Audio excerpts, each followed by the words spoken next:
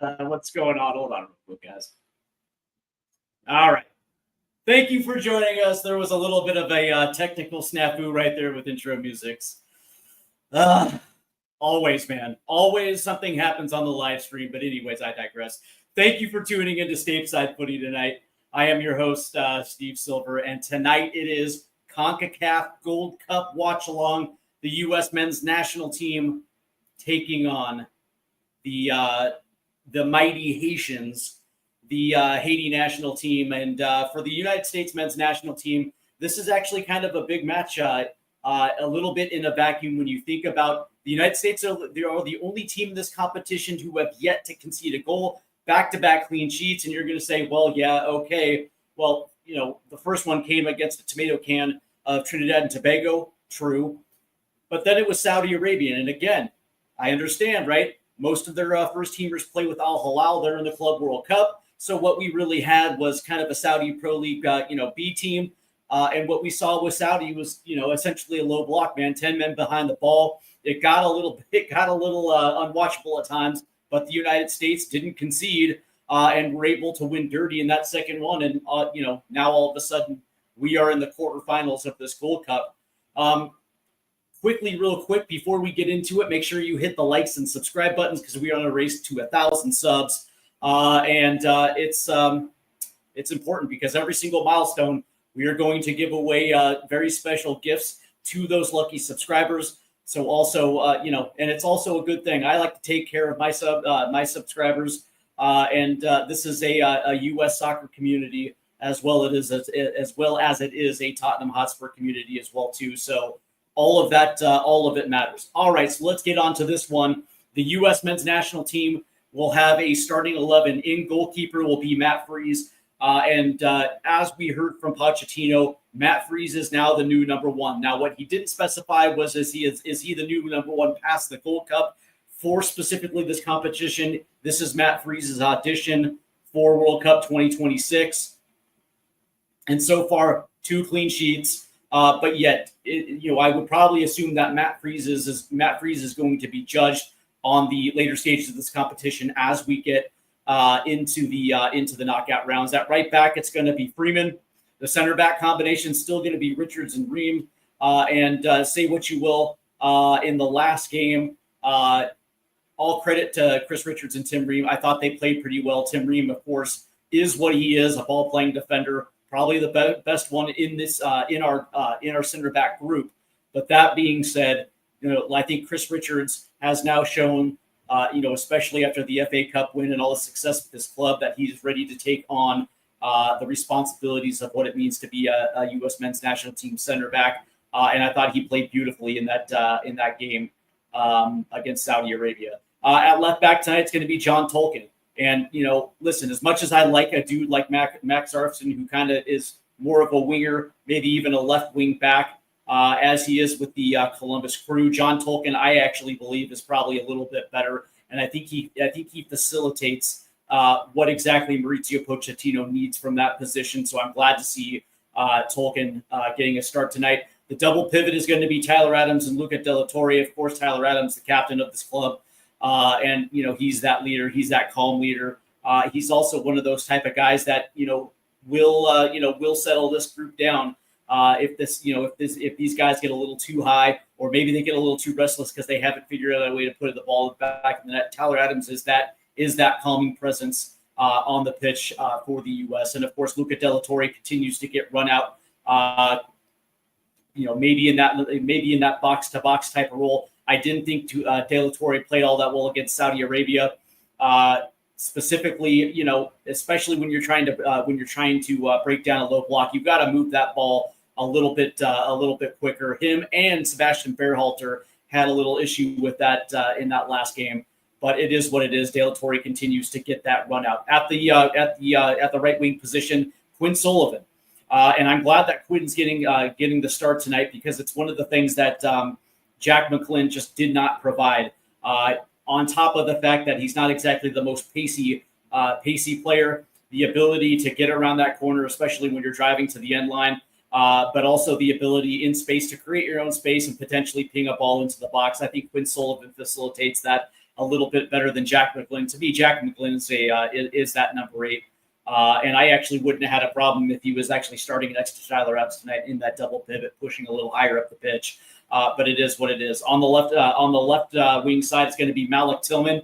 And of course, Malik Tillman's probably not necessarily going to be, a true left winger. As this game progresses, you're going to see Tillman. You're going to see him shade more centrally, as Brendan Aronson is probably going to end up working his way out to the left wing side as this game progresses. And of course, up top is going to be Patrick Aubameyang again. I'm a little disappointed that Damian Downs, the young striker from Poland, isn't going to get a run out today. I thought this would have been a perfect opportunity for him to pick up his first starting cap for the U.S. men's national team. But again, it's going to be Aubameyang again. I'm not the biggest Aubameyang guy in the world. I'll be the first one to admit it. I don't necessarily think he can play at this level, but I certainly digress. What I will say for this team, it is about starting as quickly as you possibly can, getting that early goal and riding that momentum. And I think the U.S. definitely have their work in store. Haiti has not necessarily been the worst team in the Gold Cup. But that being said, when you look at this group sitting on 1 point, now depending on what how this match progresses, Haiti could probably, obviously if they win, they'll pick up the 3 points and they will move into second. And depending on what happens between Saudi Arabia and Trinidad a little bit later tonight, will let us know if Haiti has that ability. And I think Haiti, through 2 matches, they drew one, lost one, and they really had an opportunity to pick up some points early. And they kind of let that one slip away. Speaking of Haiti, their starting 11, they come out in a 4-4-2. It looks like in goalkeeper will be Placide. The back 4 is going to be Arcus, Adi, Metasala, and Experience. The midfield 4 is going to be Luisius, Pierre, Jacques, and Providence. And up top will be Nazan and Pirot. And that's the interesting thing is it's going to be just what type of Haiti is going to, are they going to come out gunning? Are they going to try to test the U.S. back line? It would make a lot of sense because, Haiti is fighting for their Gold Cup life at this time. It has been what it's been. What Haiti absolutely needs to do is, what any team in their position would be to do is essentially just throw caution to the wind and try their best to get goals tonight. Will that happen? I doubt it because I think the United States obviously is night and day better. But that being said, man, these are the trap games that you have to watch out for. You have to carry that momentum from those first 2 games into this one and understand that you have been rock solid at the back. The United States has definitely been that. And that's something that has to continue tonight. That stability on the back, but more importantly, it's also creating chances. Last time out against Saudi Arabia, I think they had almost 70% of the possession and did absolutely nothing with it. And tonight against Haiti, an opponent that I'm sure everybody just assumes, this might be a win. But again, man, it's going to be, taking advantage of the space that's in front of you. I would probably assume Haiti is probably going to give you some. And so it's, are you going to be able to continuously unlock Haiti's back 4 and at least put shots on net? It's one of the things that we just didn't see last time out. A lot of that falls down to Patrick Aubameyang. But that being said, though, what I want to see is both Brendan Aronson and Quinn Sullivan attacking the box, distributing off that wing. Utilizing the talents of Malik Tillman and Patrick Aubameyang. So we'll definitely see, man. We'll definitely see. Quickly, though, before we actually get into this one, there is some injury news as Haji Wright has gone back to Coventry City for an Achilles injury. Now, understand this is not an Achilles tear. More likely, this is just tendonitis. But that being said, it was bad enough where Haji Wright was sent back to Coventry City, his club team in the championship, for further examinations. The unfortunate part for the United States is because technically they have advanced, they're past the stage of where they could replace a guy, so they're going to be down. They're going to be down the rest of the way throughout and attacking forward. So it's a shame. It is what it is, but what can you say? As we are getting set for kick here at AT&T Stadium in Dallas, Texas, as the United States are playing in their heartbeat kits tonight. Haiti will be wearing their white, and it looks like we're almost set for kick. And there's Mauricio Pochettino, who is I guess you can say has recovered nicely from that 4-game losing streak. Now winners of 2.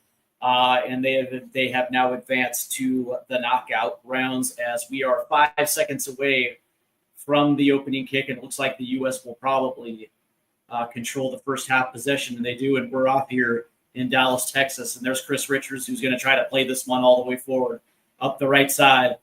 And it looks like it was headed out over the head of Quinn Sullivan. So it'll be a U.S. throw-in. And I can't stress this enough for the U.S. They're going to have to be decisive on the attack here. And as there's a whistle down now, and there's going to be a quick yellow card for Tyler Adams as the Asian woman referee is quick to pull out the yellow, and Tyler Adams is astonished that he was given a yellow so quick as he went in to make that challenge. And as a matter of fact, he got a ball on that challenge. It just so happens that the gentleman from Haiti had so much momentum that, as a matter of fact, that was Nazon, had so much momentum that he ends up toppling over. And so Tyler Adams obviously gets a quick yellow here. And that's interesting. We're a minute in and Tyler gets booked.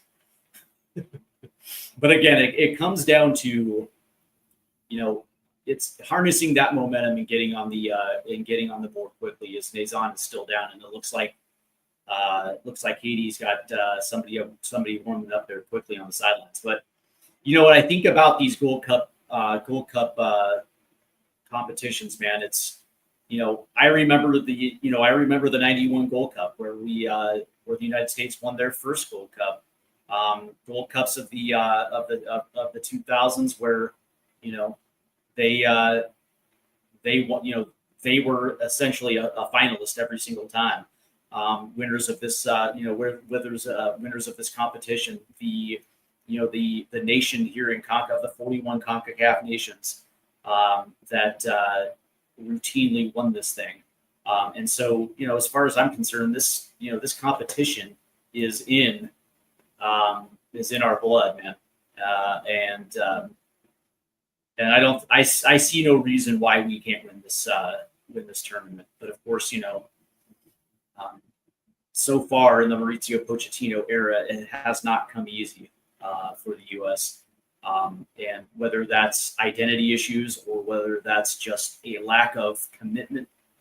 But as we restarted here, and this thing has gotten a little physical now. As Malik Tillman now hits the turf, as Metasola right there for Haiti came in with just a rough challenge. So it'll be a U.S. free kick as Tyler Adams plays this back to Chris Richards. And this goes all the way back to Matt Freeze, and so the U.S. will reset. And here's Freeman off the right-hand side. Freeman's going to try to work this a little centrally.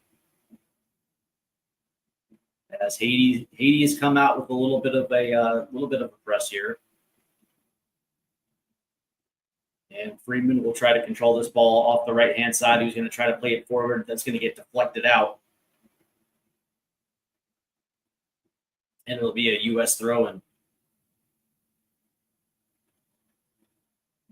And this tournament has so many ramifications for the U.S. because one of the things that this team absolutely needs is some momentum, and the only way momentum is going to be able to be gained is by winning this tournament. As Tim Ream's going to try to play this off to Tolkien, and Tolkien tries to play this forward just a little too light on that pass, but there's a turnover. ball all the way through. Nice deflection right there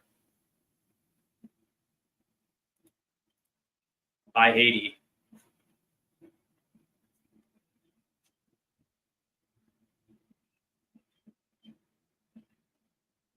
As we're waiting. That was a it was a nice little through ball right there.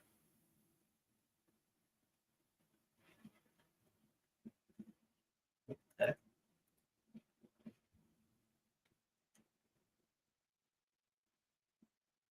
All right, so here we go, and it will be a Haiti throw, and as that ball is going to ricochet back to Tim Ream, who will quickly lay this off to Matt Freeze. As Freeze will play it out to Chris Richards. And who's going to try to quickly play this up the left-hand side, and he does. Nice switch right there to John Tolkien off the left-hand side. Aronson tries to head this one back, but it looks like this may have gotten out of play. And it's nice seeing John Tolkien in the lineup tonight.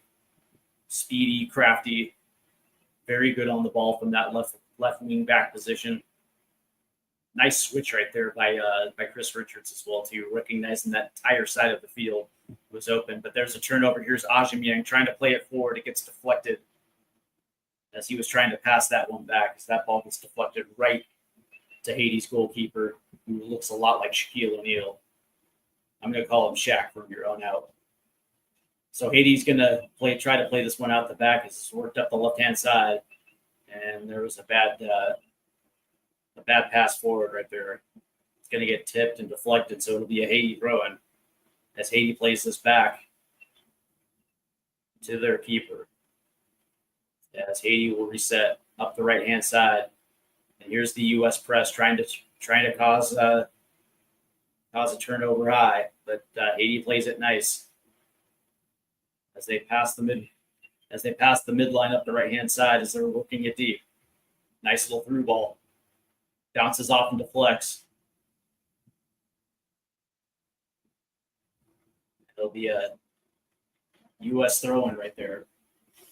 As Haiti was looking for a penalty right there as Nazon was in the box, but he goes down, but there is no penalty. As the U.S. was able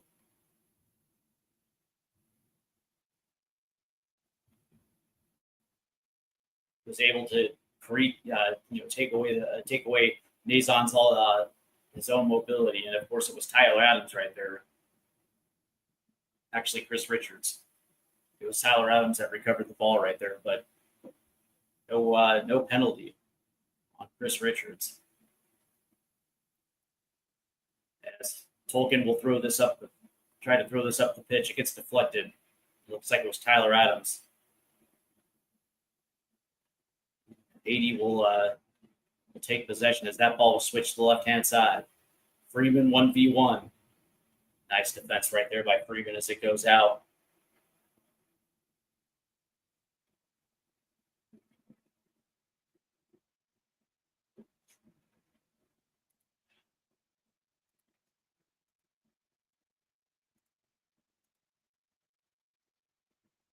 And, of course, the stream goes down.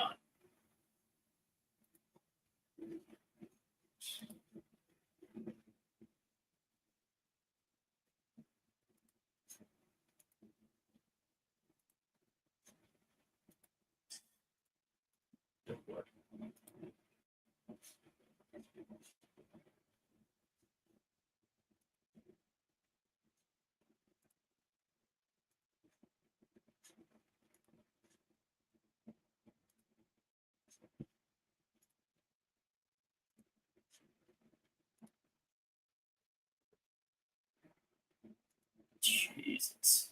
All right, so.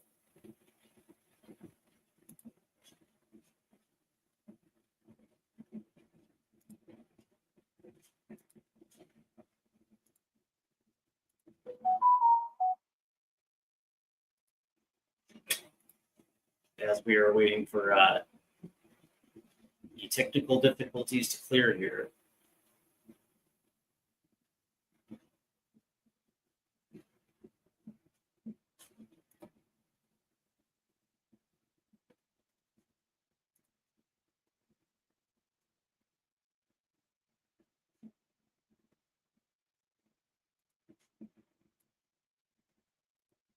All right, here we go.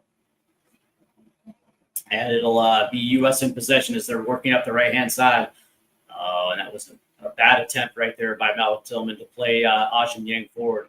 And it'll be a turnover as Haiti will control possession as they're trying to play out of this one at the central part of the pitch right there. And it's just going to get played all the way back to Shaquille O'Neal and net as Haiti will play this all the way forward. And there's a man down right there. It looks like it's John Tolkien. So there'll be a whistle against Haiti. So, we're about 9 minutes in. And to be honest with you, it's been a little sloppy on both sides. And that ball's going to get played forward. It's Ajim Yang into the box. Ajim Yang puts it back. Here's Aronson. That shot's going to get deflected. Aronson's going to try to tip this one forward to De La Torre. He does. Aronson is on possession. Crosses it to the backside. Ooh, it's a goal! Malik Tillman. Malik Tillman puts the U.S. up 1-0. 9 minutes and 39 seconds into the first half. As there was a turnover high up the pitch by the U.S. It was played forward to Patrick Ajim Yang. Ajim Yang dribbled into the box, laid it off to Brendan Aronson, who gets his shot deflected, but he manages to tip it to Luca De La Torre, who played it right back to Aronson, who cuts in on space, puts one to the far post, and there was Malik Tillman to head it back in. Wonderful goal by the U.S., a little sloppy, but still. That's Malik Tillman's third goal in this Gold Cup competition. And Jeff Legason, yeah, good to see him, man. That was a nice header. As the U.S. grabs the early lead here in Dallas, and it's 1-0. What a beautiful header right there by Malik Tillman. Actually, I'll give, here's the thing, man. I'm going to give Brendan Aronson all the kudos right there because he was the one after the block shot. It was his I guess you can say his IQ right there that was able to head it to Luca De La Torre, who played it right back to him, and he cut inside, creating space that allowed that cross right there to the far post. But Malik Tillman is the one that gets credit for the goal. That was an absolute beautiful goal right there. His third of this competition now. And it's 1-0 USA as the U.S. men's national team. Yes, it hasn't really looked all that great so far, 10 minutes in. But that being said, they get the goal when it matters. As Haiti tries to throw into the box, and it's going to be corralled there by Freeman, who's going to try to play this one all the way up to Ajim Yang as Haiti's keeper. Will play it forward, and so now here comes Haiti trying to counter. As that was a nice through pass centrally, but taken away by Tim Ream. And now U.S. will try to counter itself. Here's Brendan Aronson, who goes and hits the turf right there. So that will be a whistle right there on Haiti.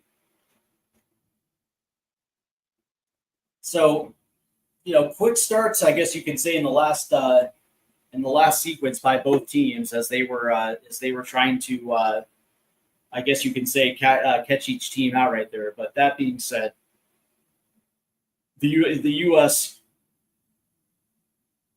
did exactly what they were supposed to do, which was get off to a quick start and grab some momentum, and hopefully they'll calm down a little because so far their passing has not exactly been clean, hasn't been decisive, seemed a little rush. Here's Tim Ream, and Tim Ream's going to have to play this one forward because he was being pressed right there on the touchline, as that looks like it's going to get out right there for a U.S. throw-in, as Patrick Ajim Yang, as that ball was being played for Ajim Yang right there, but yeah, it amounts to very little. So here's the U.S. throw-in.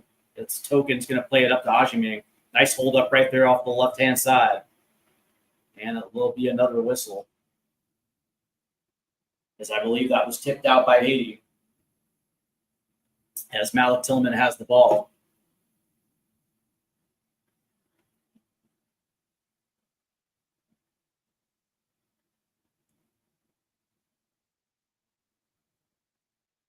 The only team in this Gold Cup who have yet to concede a goal.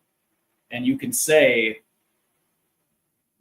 that it was based on opponents. But that being said, I'm actually going to give the U.S. their flowers. Defensively, they've been rock solid. And again, there's the replay of the goal. And that was such a sweet touch. A sweet header right there by Malik Tillman. As here comes Haiti now on the other side. It's going to get played centrally. Nice little through. It's going to be tipped. Ooh, and it looks like Tim Ream got a deflection on that shot right there.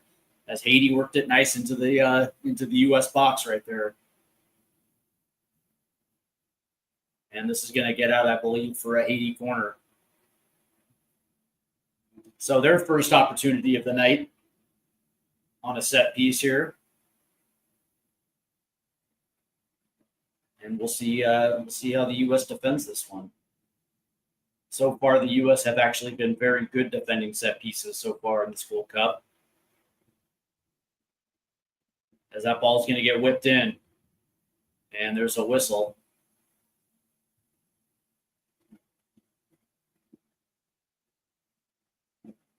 I have no idea. Oh, they're gonna say replay this one again. That's what happens when you send a woman to do a man's job.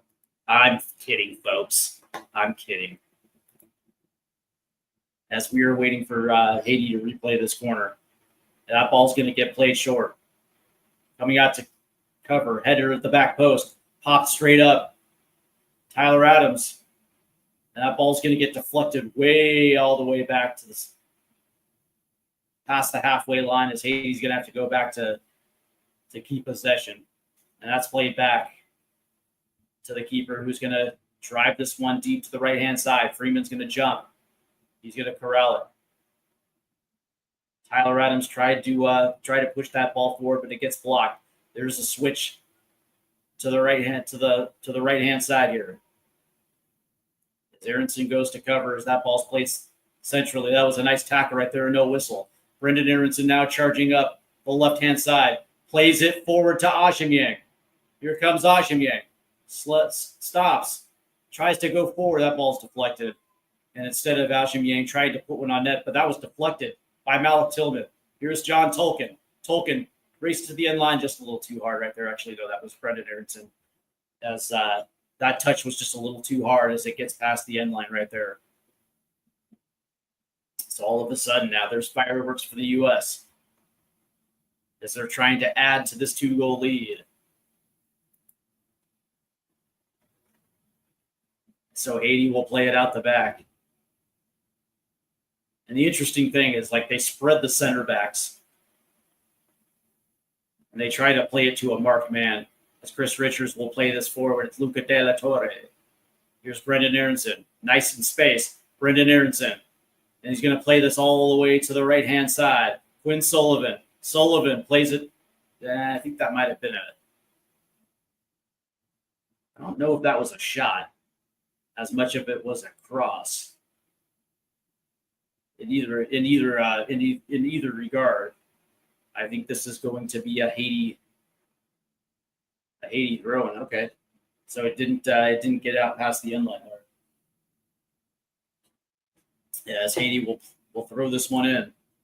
That ball is going to get tipped back, and the U.S. will play this in, but right at the goalkeeper. So Haiti will try to quickly respond. That's going to get headed forward and out. Nice play right there by Freeman. So Haiti will try to start quickly here. As this ball is going to be played back to the keeper, who quickly brings it out wide right. As the U.S. is applying a little bit of pressure here. And now they will dump it off to their right center back. As now they're on the right-hand touch line, and they're going to have to play this one back. Not bad pressing so far by the U.S. I wouldn't say that it's a total team commitment, as that ball's going to get played forward. Ream is running back, and Ream will corral this as he plays it off to Freed. Freeze and made a mistouch right there.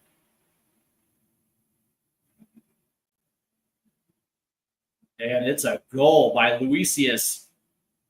Oh, what a bad goal right there conceded by the U.S. men's national team. Oh, as Tim Ream made a very good track. Yeah, he tracked back on that play over the top, and he played it right to Matt Freese, who quickly tried to play it right back out, but there was no touch on that ball as it went right to Luisius for Haiti, who in turn just cut and fired, and this game is all tied up at 1. As we take a look at it again, yeah, Tim Ream tracked back absolutely nicely to play it right to Freeze, who then played it to absolutely nobody, and Luisius puts it right in the back of the net. That was a clear mistake by Matt Freeze. I know what you mean. So the U.S. have conceded their first goal of the tournament on what was just an absolute bonehead mistake by Matt Freeze, and you can see the look on his face. He knows he messed up. So after the restart, as Haiti quickly gets down the pitch, and this game should still be 1-0. As Tim Ream is under pressure now. Here's Tyler Adams. As Tolkien plays it back to Ream. And it's these type of mistakes that we didn't necessarily see in the first 2 games of this Gold Cup. And I thought maybe we were past some of these mistakes as Ream was going to try to play this all the way to the right. He finds Quinn Sullivan. As Quinn Sullivan here with the ball, played it in, tapped away, and cleared out by Haiti. And Haiti's going to try to counter here on the right-hand side as they're working up the pitch.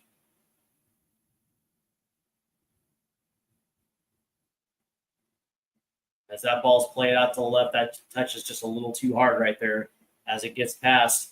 So it'll be a U.S. throw-in. But, I thought we were past these mistakes. And it looked like this group, past the 2 friendlies had really kind of rallied together, put on a show in that first one, and eked out what I consider an ugly win against Saudi Arabia. But coming into this one, with all the momentum, with a lot of confidence, as that ball's going to get deflected. And now all of a sudden, here comes Haiti deep in U.S.'s territory. And now all of a sudden, the U.S. are just getting very sloppy on the ball.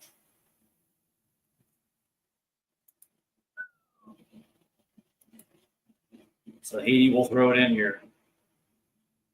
As that's played into the zone, that ball's deflected away, but somehow Haiti manages to keep possession. As that ball's going to get deflected all the way back. And Ajimenang is going to try to put pressure. But that ball's going to get played forward, way, way, way forward, and Matt Freese will come out and grab possession. But I thought the U.S. were past this. And now all of a sudden this match is now 0-0 again.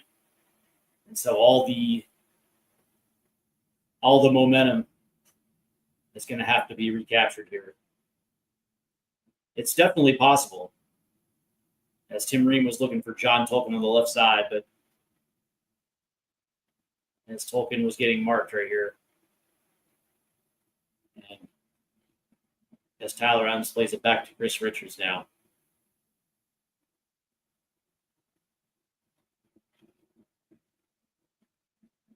Nice little pass right there. Ooh, nice pass.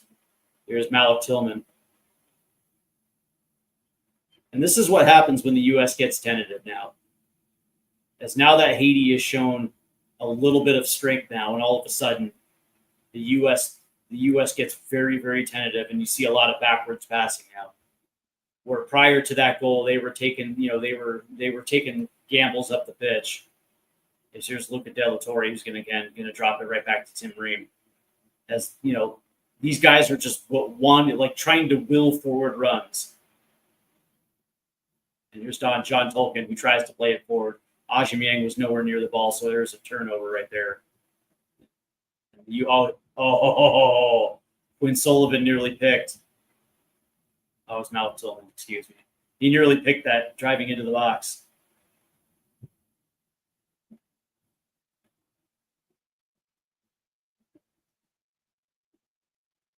Tim Ream will take that ball.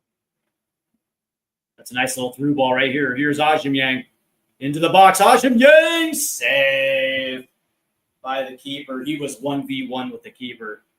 God damn it. That's why Hashim Yang can't be at this level.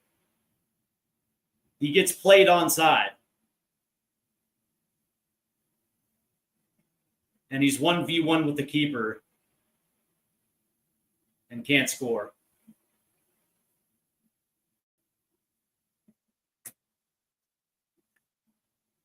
God damn it. Well, that'll get out for a corner. So here's John Tolkien, who's actually got a very good left foot. See if the U.S. can respond here on this free kick. On this set piece. That ball is going to get whipped in. Maybe a little too hard. And it'll get out for a goal kick. So waste of a corner right there by the U.S. Well, you know, the MLS All-Stars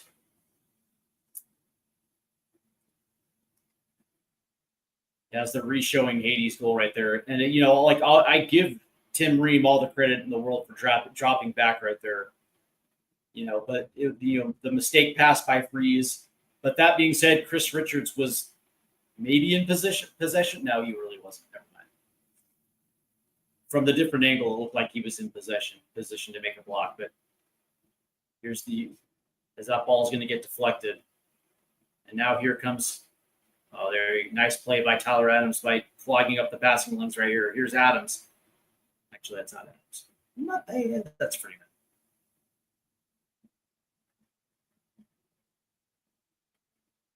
Here's Tolkien on the left-hand side, who's going to drop this one back.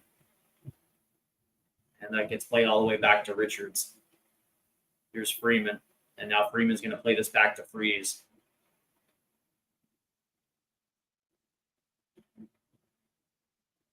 Here's Tim Ream.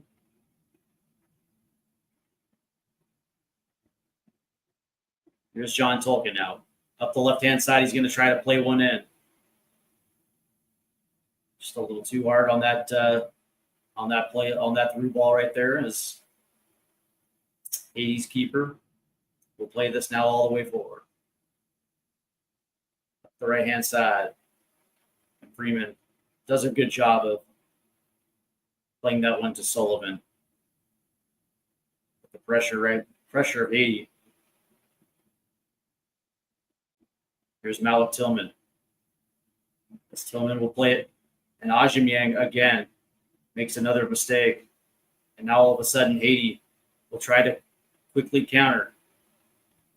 That ball's taken away by the U.S. Here's Quinn Sullivan up the right-hand side. And it'll say offsides. The U.S. right now is a little bit in disarray, man. They're a little bit disjointed. As that ball was played forward, yeah, he's coming up. He was coming from an offside position. Didn't get back on side in time. As we are 26 minutes now into the first half. And, that's the thing. I would like to see this U.S. play just a little cleaner. It looks like their passes are rushed as this one's going to get played all the way forward up the left-hand side for Haiti as Freeman's going to – looks like he's going to push Providence out of bounds, so it'll be a U.S. goal kick. It just seems that, they're not necessarily moving with the type of intention that a team with confidence would. They're just a little tentative. They're not necessarily taking chances, getting forward. They're not even playing that long switch that they like to do.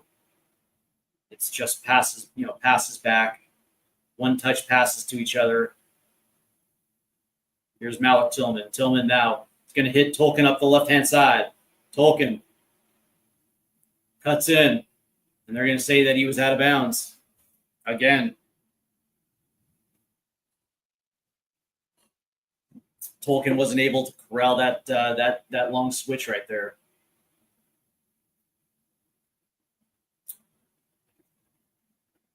I don't know, man. Like if I'm Mauricio Pochettino at the half, I don't know, man. I might be inclined to bring in Paxton, Brendan's little brother. Maybe for Luca. As here comes Haiti on the counter as they try to play one forward. John Tolkien makes a nice sliding tackle. And the U.S. will take possession here. And it's Freeman. As Tyler Adams will play it over to Tim Ream, the U.S. will now march forward here in possession. Here's John Tolkien up the left-hand side. He's going to lay it back for Ream, who's now got to play it forward to Ajimang. And here's Brendan Aronson cutting. Aronson now is going to lay this one off. Here's Quinn Sullivan on the right-hand side, who's going to move in. Sullivan tried to play it forward, but taken away by Haiti. And Haiti's quickly going to try to get forward, but that ball was just a little too forward as John Tolkien was there to regain possession. So here comes the U.S. men's national team in Haiti territory.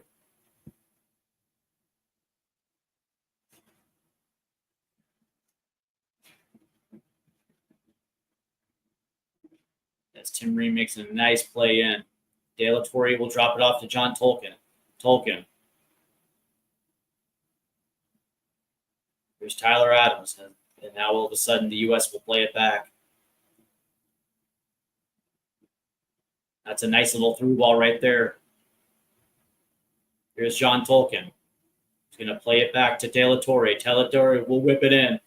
Ooh! It was Quinn Sullivan. Oh, it was Quinn Sullivan that had an unbelievable opportunity right there. As De La Torre whipped in a beautiful ball at the far post, and it hit Quinn Sullivan in his foot. Just a little too much as that rifles off the crossbar. Oh, Quinn, you got to bury those, bud. As Malik Tillman will take the corner here. We are in the 30th minute. Like, I don't think you're going to get any cleaner opportunity than Quinn Sullivan had right there.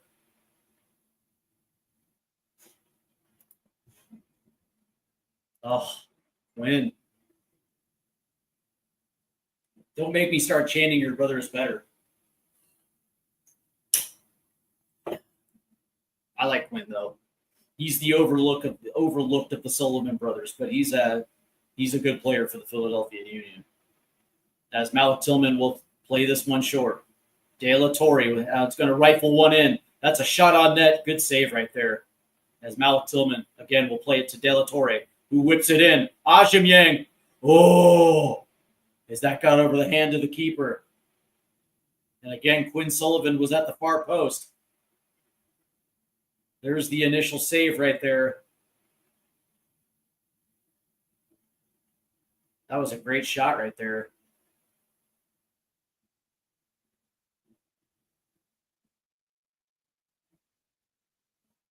Placide, yeah, he's okay. As Haiti will bomb this one up the field. That's going to be tipped forward. Tim Ream is going to have to cover. And that's going to get out for a U.S. throw-in. Just a little too much momentum right there.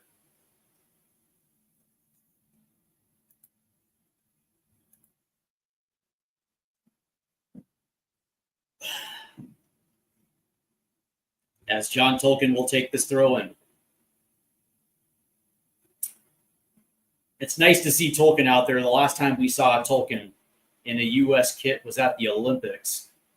And I thought he had a very good Olympic tournament. One of the things that I like about Tolkien is he's got the pace to play that wing back position, and he's got the left foot to do some damage. And, of course, he made the move to Holstein Kiel of the Bundesliga. Getting his first opportunity. That ball's going to get played in. It's Brendan Aronson. Aronson going to lay this off to Tyler Adams.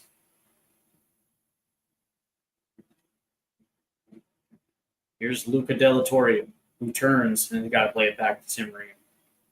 Now Freeman, who's going to play this forward. That gets tipped out for a U.S. throw-in on the right-hand side. And there's faux Alexi Lawless in the crowd. I love the costumes, man. That Alexi Lawless guys there everywhere, man. As Freeman will throw this one in. Oh, that was a bad touch. Oh, look at this, though. Oh, nice move right there. And Haiti will try to quickly counter up the left-hand side. And that ball's going to get tipped out right there. And it actually goes out for a U.S. throw-in. How about that? There was a little commotion up the pitch right there as it looked like Luca Della Torre had won that ball back. And as he was turning up, it ended up getting tipped away to Haiti right there.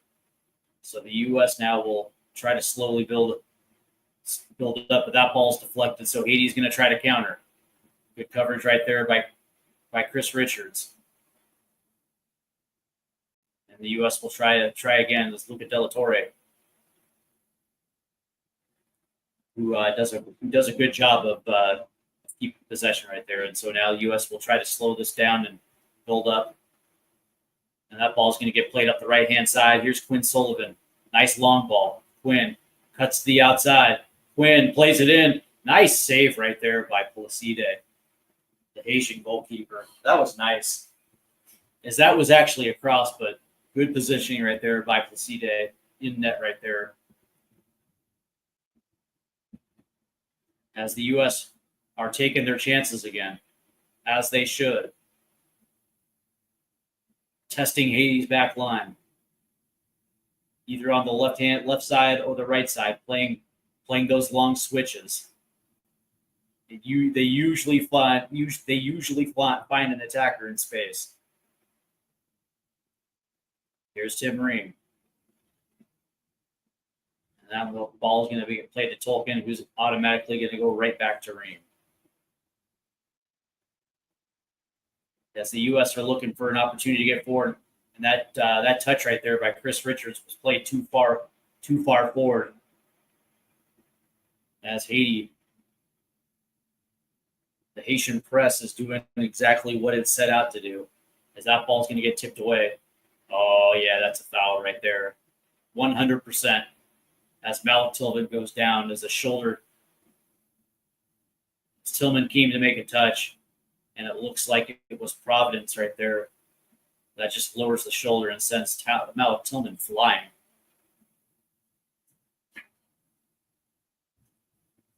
Maurizio Pochettino does not look happy.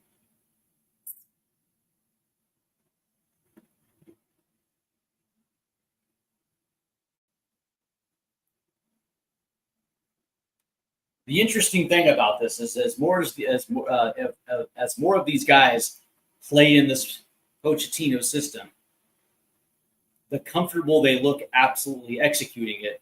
The interesting thing about it is just like the intricacies of how this attack is supposed to operate, and the I guess you can say the quality of the player that's needed to do it. Sometimes it just doesn't look like we're there.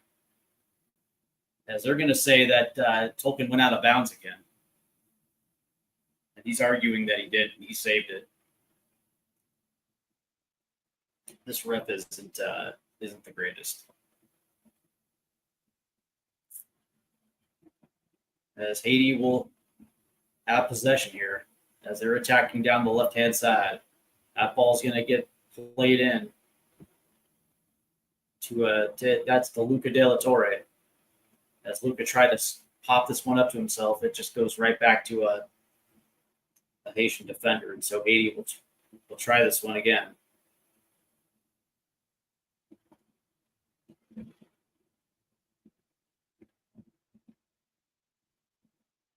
Here's Quinn Sullivan up the right-hand side with acres of space to move it. As he pulls up short, Quinn will play this back to Luca. Plays it over to Tyler Adams, who then goes to John Tolkien on the left-hand side. Tolkien going to play this one back as he just waits for a defender to come to him. God damn it. Once you get that ball, man, try to cut in and put one into the box. God damn. Like the ball's got to move rapidly. in order, in order to, I guess you can say negate whatever press Haiti's going to try to do. Like, that's the thing. It's like, as you see, like Haiti's playing, Haiti's going to be playing 8+ behind the ball. It's like, that's a bad touch right there as that goes out for throwing. It's like, when Haiti comes back, man, you're going to have to move the ball quickly just to be able to get runners forward through the channels. And it's, they're just waiting for defenders to come join them on the ball. As that ball's played back, and Ajimyang tries to cover.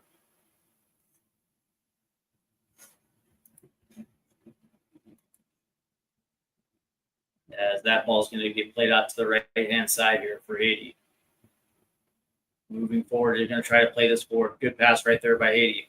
And now they're going to try to break down the right-hand touch line. That's the ball. Ball's going to play to the corner of the box. Taken forward. Nice defense right there by the U.S. Tip forward. Back to Haiti. No whistle as an American goes down. There's a shot. Redirected.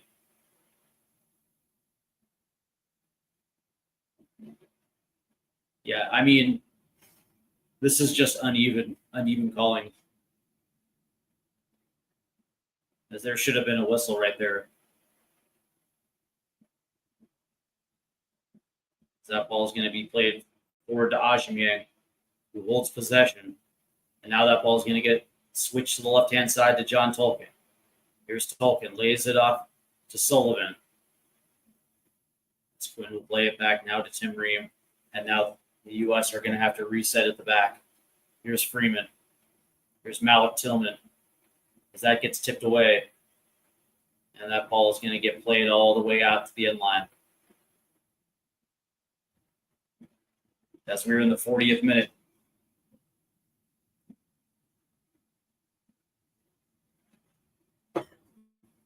The expressions that are on their face right now is, a little bit of disbelief, as they're actually going to call that a foul on Tillman. The U.S. controlled possession 66-34. As Haiti will now play this short. There's the ball into the box. Headed away by the U.S., but controlled by Haiti. As that ball's going to get redirected on a cross. And there's a whistle. That will be another U.S. free kick. Excuse me, a Haiti free kick.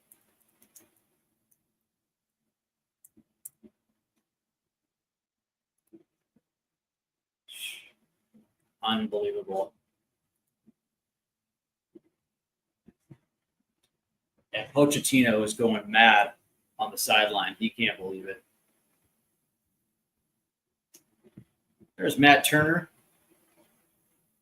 the number 2. As Malik Tillman, yeah, that's funny.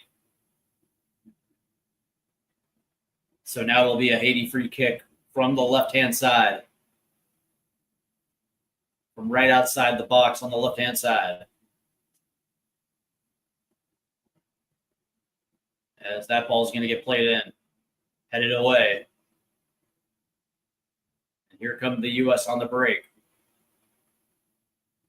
It's John Tolkien. And Tolkien will stop and play this one back, I believe, to Tyler Adams.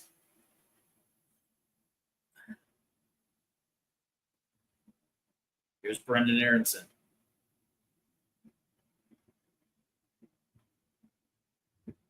That was almost turned over right there by the U.S. And it's, they're playing these dumb 1-2s with each other, just waiting for the defense to catch up to them. It's like, dude, you got to move.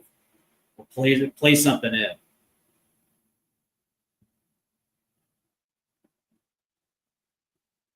Here's Aronson, who again plays it back. As the U.S. are just not getting numbers forward right now.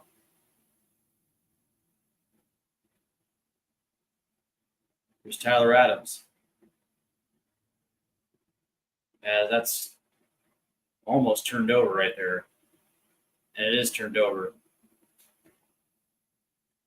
Oh, that ball's picked. Nice play by Quinn Sullivan.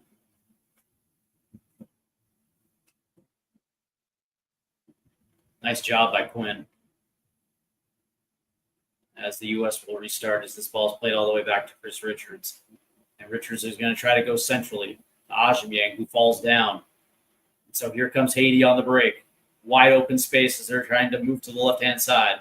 Tipped away. And Malik Tillman is just getting hammered. So they're going to play this up the left-hand side. Here's Quinn Sullivan.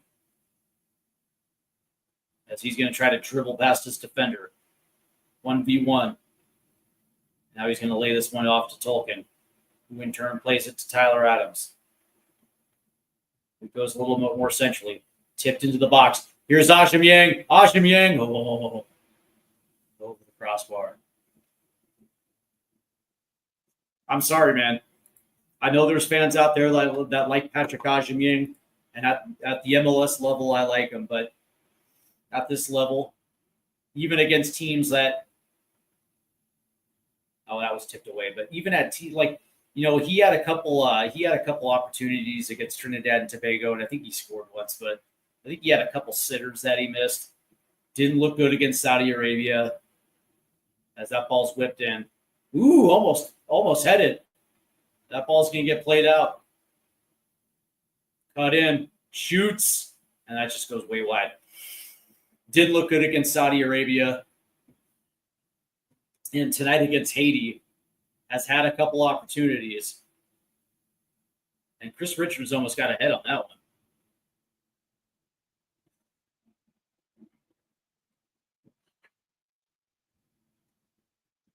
I mean, I understand why Ajimyang is getting run out because they just don't have another dependable striker. I know they got Brian White from Vancouver as we reach 2 minutes of stoppage now here in the first half.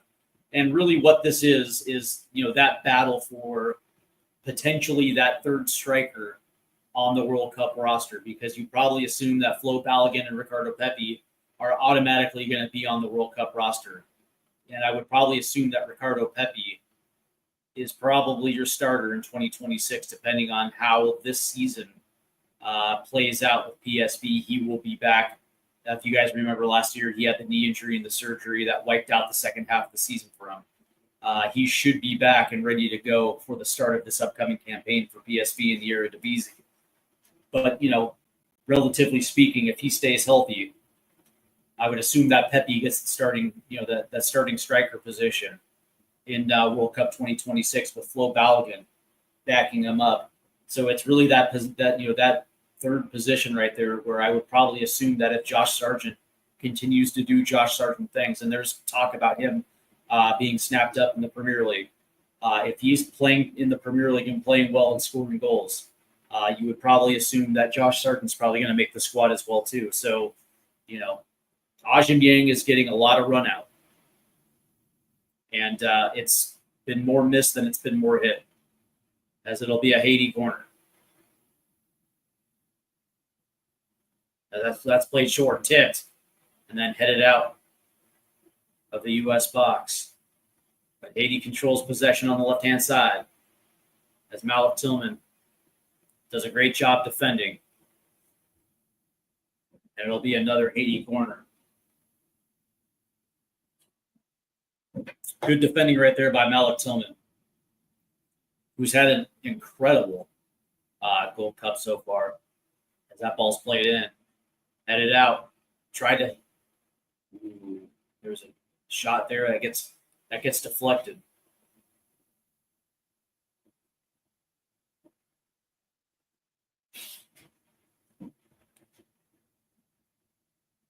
And Matt Turner is up though. Interesting. Matt Turner is up off the bench, so it makes you wonder whether or not Matt Turner is going to get the second half here.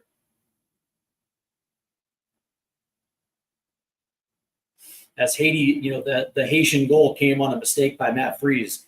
And whether or not, Mauricio Pochettino has seen enough to Freeze. I mean, that was a bad mistake. But the U.S. have had opportunities. That ball's going to get headed away off that corner. The U.S. have had opportunities here.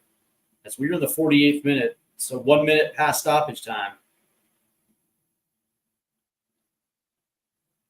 And there's the whistle at the half.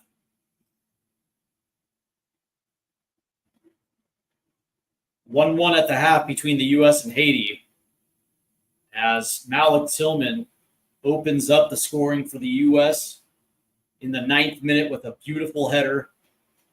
And not even 6 minutes later, Haiti had equalized on a just a costly mistake from Matt Freeze, who ended up playing a ball back to Tim Ream, who was well out of position. And it was put in the back of the net by Luisius. And unbelievable, man. Unbelievable. That kind of mistake could happen at this stretch. But let's go ahead and take a look at the stats here. We'll start off with possession. The United States has 66% of the possession to Haiti's 34%. They also lead the XG battle at 1.26 to 0.33. Total shots, 8-5 U.S. Shots on target 4-1. U.S. have had the big chances, 3-0.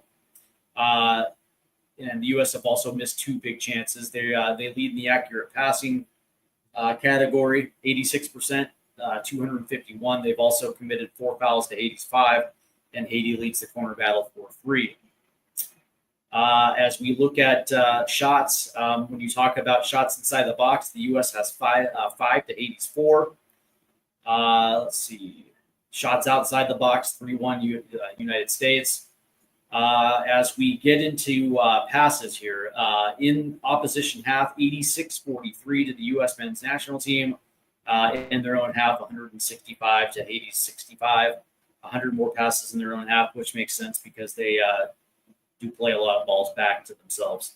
It is what it is. Accurate crosses, Haiti leads 2-1. Accurate long balls, it's all even at 12. Touches in the opposition box, 13 for the United States, 12 for Haiti, with 1 offside. Duels, the U.S. lead duels 26-21. Ground duels, U.S. 21, Haiti 15.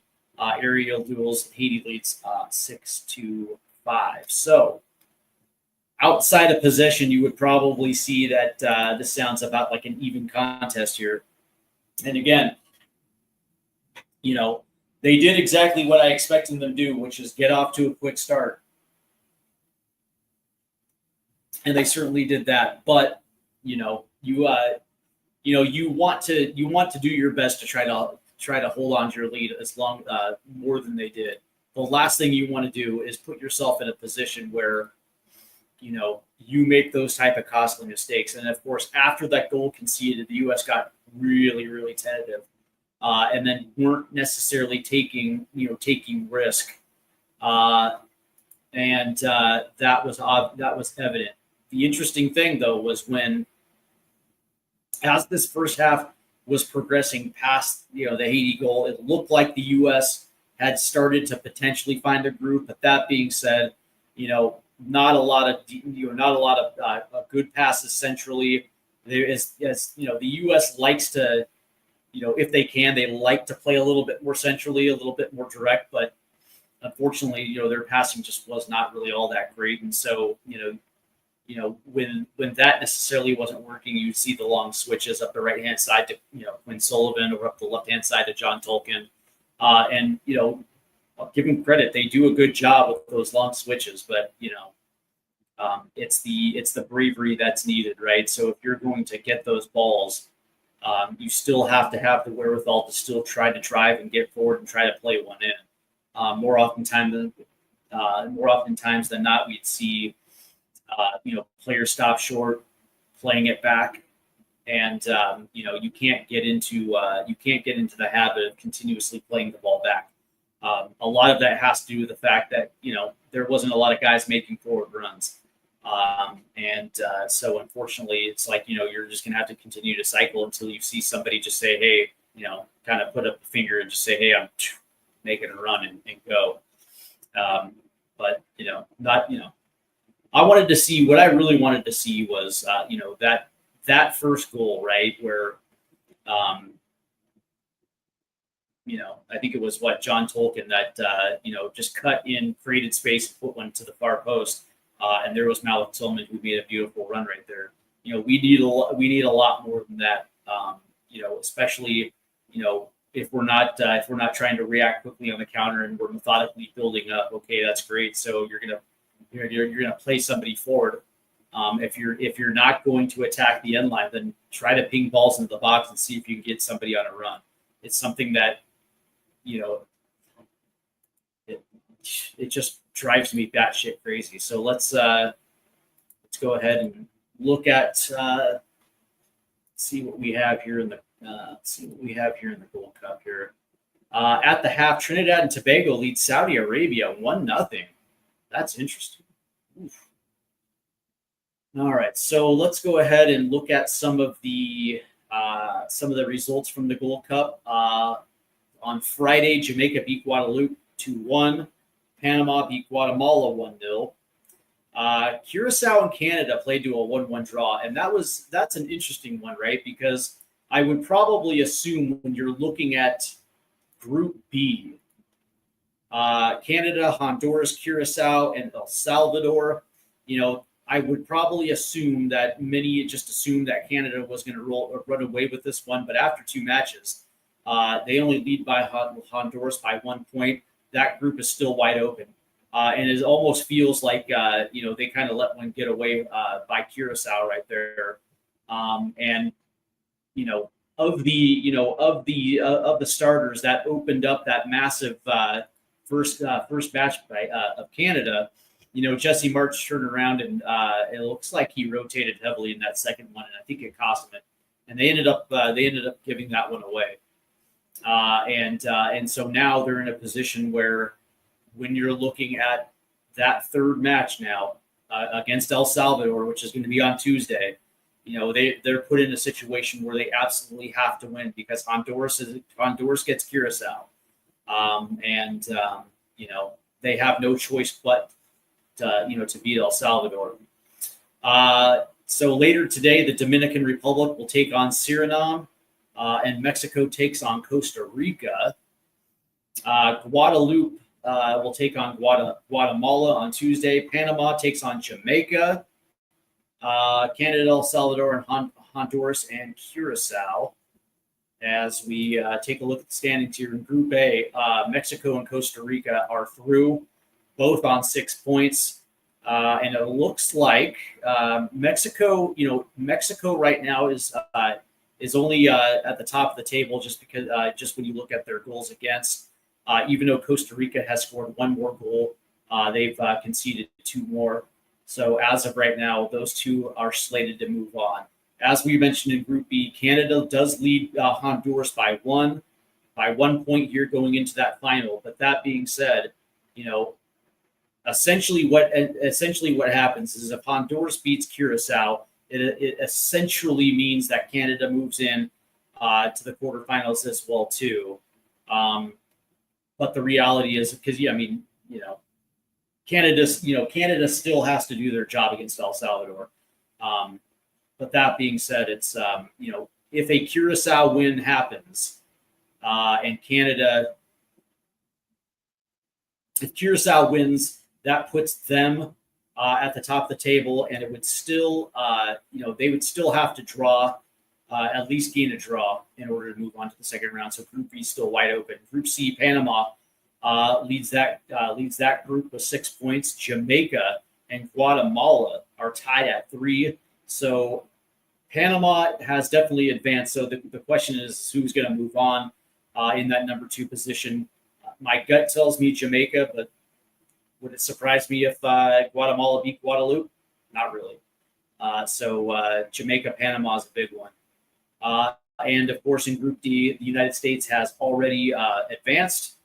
And now we are finding out who is going to join them in the next round, as Trinidad currently leads Saudi Arabia 1-0, and a Trinidad win gets them in, which is actually interesting considering that Trinidad's just terrible.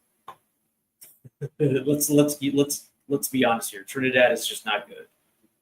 So second half for the U.S., I wouldn't be surprised if we see changes because, I'll just say this, that Mauricio Pochettino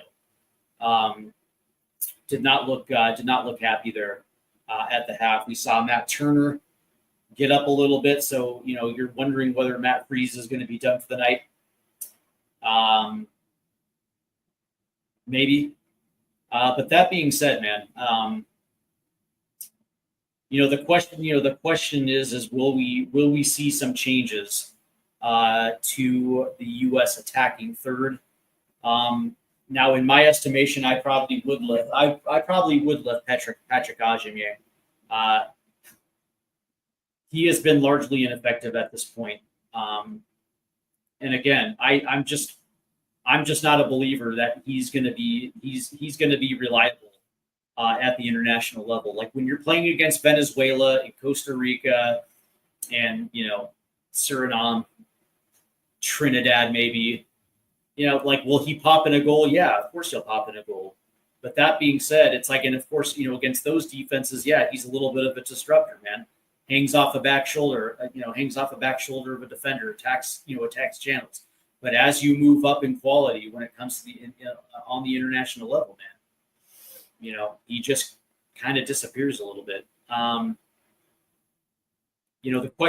question for me, and I guess the question for you guys is, is this an opportunity to see a guy like Paxton Aronson, who was a 10 for FC Utrecht, can play the 8, and he can also play on the wings as well too.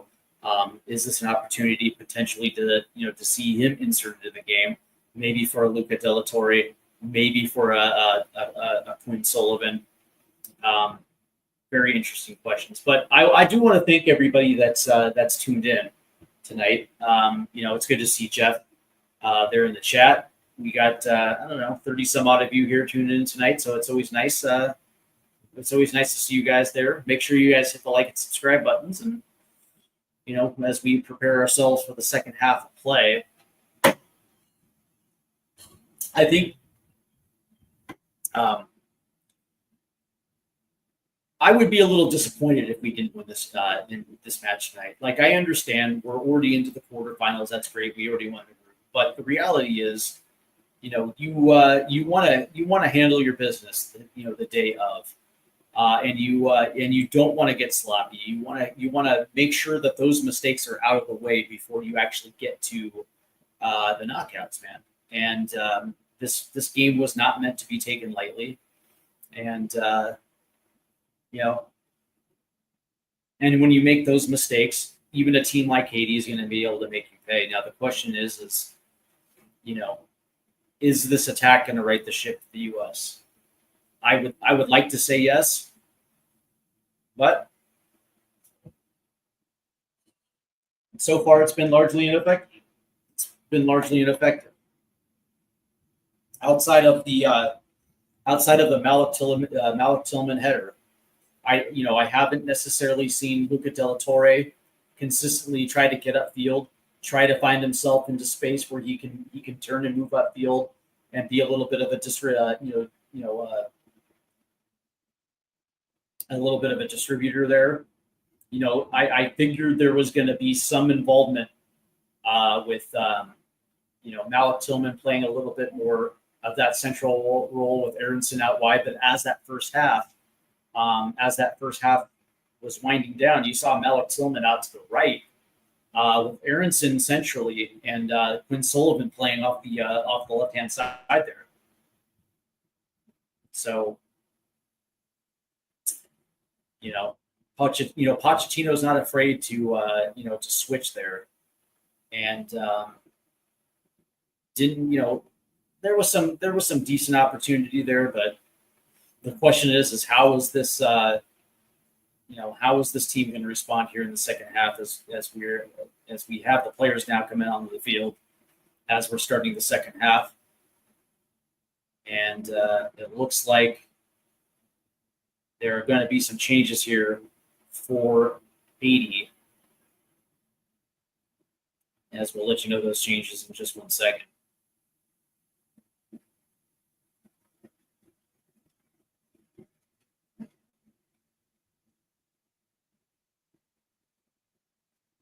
As Haiti will start the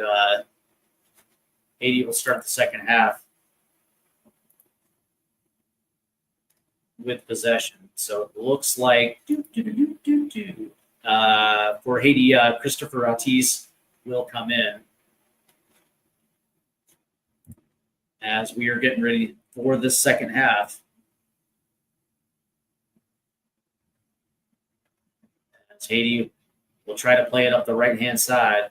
Tim Ream goes over to try to tip it as John Tolkien will tip it to Richards, who Richards plays it out, so it'll be a corner, a quick corner here for Haiti. And it looks like, the substitution out was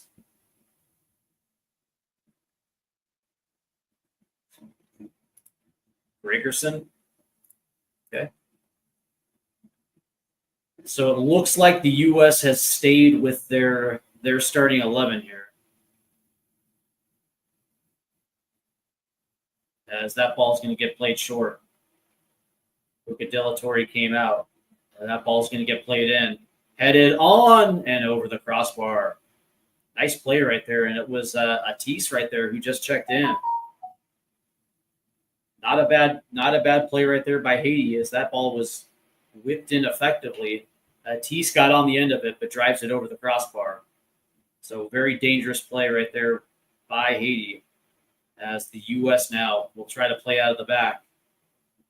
And it looks like Haiti is going to give the U.S. just a little breathing room here. But now Tim Ream is going to have to play this one back to Matt Freeze, who plays it out to Freeman. And now that's going to go to Tim Ream. But now here comes the Haiti press. As that ball's turned over. Oh, boy.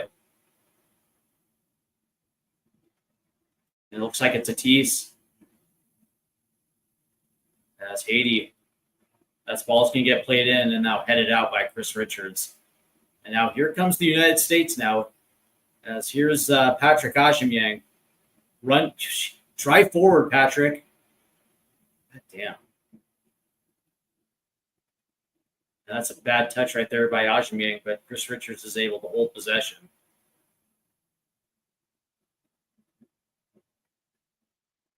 Here's John Tolkien. Tolkien's going to try to play this one back. And successfully does. Here's Chris Richards. And now here's Freeman. He's going to play it up the right-hand side. It looks like it's Quinn Sullivan.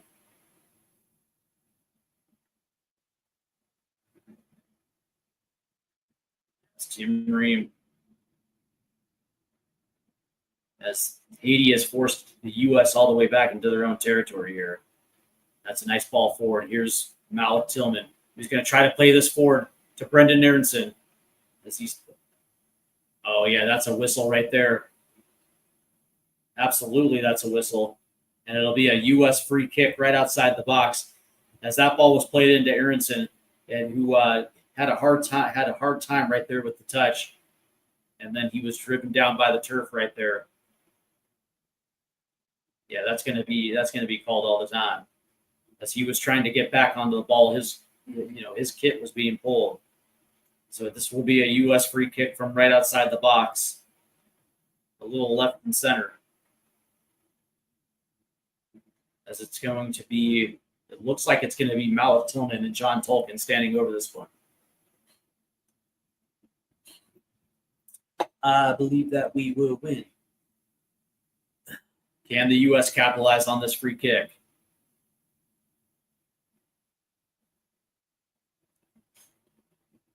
The U.S. has been pretty decent. Not the greatest, but pretty decent when it comes to set pieces. As we are getting set here.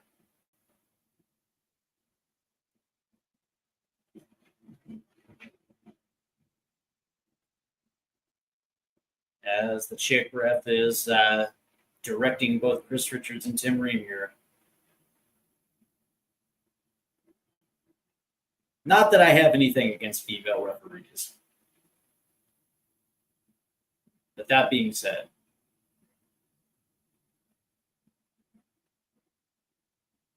they're quite lost. As that will get out, I believe. Yeah. So Haiti now will start out of the back.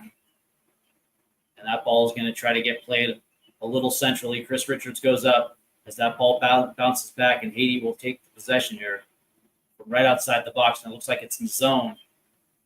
And the zone is going to get pulled down right here by Quinn Sullivan. So now Haiti will have a free kick from right outside. Oh, that's such a yeah.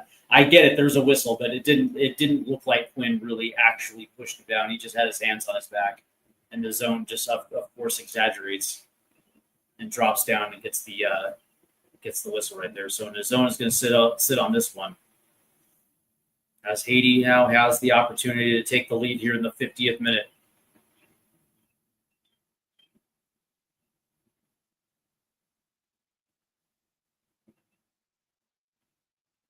Can Haiti capitalize? This would actually be a fairly big upset. As that ball is going to get played in. Nice save right there by Matt Freeze. But quickly back to a Haitian attacker who sends this one flying. Good save right there by Matt Freeze. That was a nice shot. Heading into the near post, and Matt Freeze makes a very good save. I think that actually gets out. I don't think it goes in. As here's Tim Ream now in trouble. Here's John Tolkien. He's going to play it back to Ream, and Ream's got to go all the way to the right. Here's Freeman. Again, under pressure. It's Quinn Sullivan who's got to play this one back. The U.S. currently is in trouble. Here's Freeze. Plays it over to Tim Ream. As the U.S. are trying to be calm in this moment right here. Here's Tolkien who's going to try to play this forward. He does. It's Ajimyang who gets pulled down, but it's Luca De La Torre now in possession as that's going to play it all the way to the right. Here's Quinn Sullivan. Plays it forward. Brendan Aronson. He's going to lay it off to Quinn. Quinn's attacking. There's the ball. Shoots, and it goes way, way, way, way wide of the post. As Mauricio Pochettino is not exactly happy. As the U.S. did well right there to play out of Haiti's pressure. And as they got forward, Luca De La Torre did find Quinn Sullivan on the right-hand side, but as soon as that play broke down on the right-hand side, not much was created on that sequence right there for the U.S. And again, it's been a problem all match here for the U.S. Outside of the Malik Tillman goal early, they have yet to really just create chances.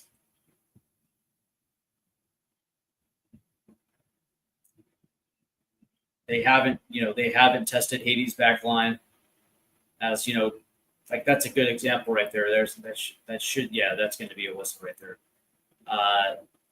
Tim Ream, the interesting thing right there is Tim Ream is holding on to the ball, just willing somebody just to get forward.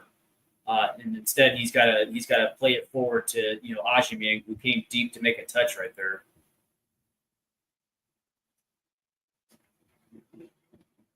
As we're in the 54th minute, the U.S. and Haiti are tied 1-1.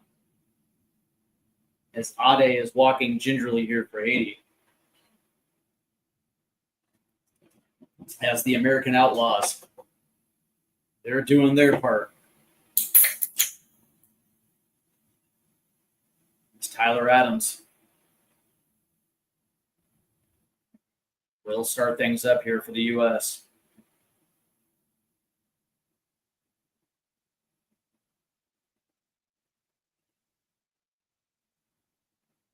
Haiti applying the pressure, and then Tyler Adams had to play it all the way back to Matt Freese as the U.S. will start again. And that's what bugs me the most. It's like the U.S. will literally dominate the possession, but will do absolutely nothing with it. There's no creativity. There's no flair. This would be, like if I'm in this position, I'm keeping Tillman on the pitch, but I would literally take out Luca Della Torre and probably bring in Diego Luna and play him a little higher up, or take out Brendan Aronson.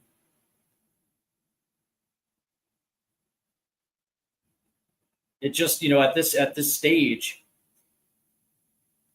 you're looking for some form of creativity, some sort of pulse from this attack, and we're just not getting any.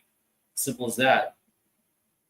We're continuously just cycling it between the back three, getting forward, but as soon as there's any hint of pressure, it's back to the center back group.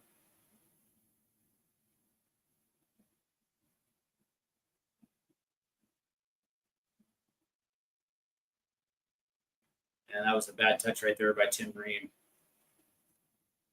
as that gets out for a Haiti throw-in.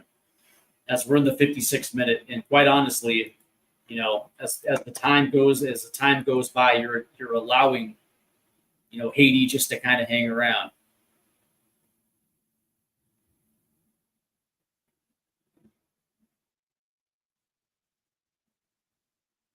And I get it, right? Diego's on a yellow. You don't necessarily want to risk it. I understand. But that being, so I guess the question is how important is this match for the U.S., knowing that they're already in the quarterfinals? So, I mean, if you bring in Diego Luna and he takes a yellow, you're potentially losing them for the quarterfinals. So I understand the risk. So I guess that's the question: how important is this match? Obviously, you want to win it, and so far, the performances really haven't been necessarily that great outside of Malik Tillman, who I thought has played pretty well tonight.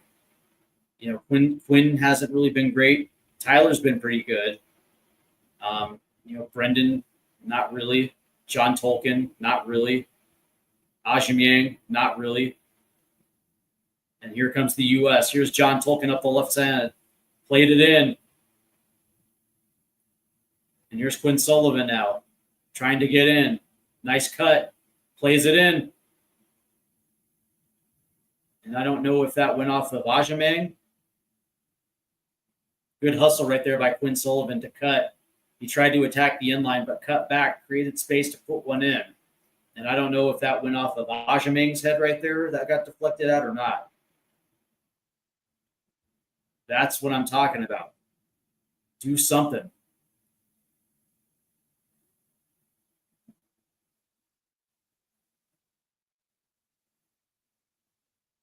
Because that's going to get played down the left-hand side. Tolkien automatically is just going to play this one back.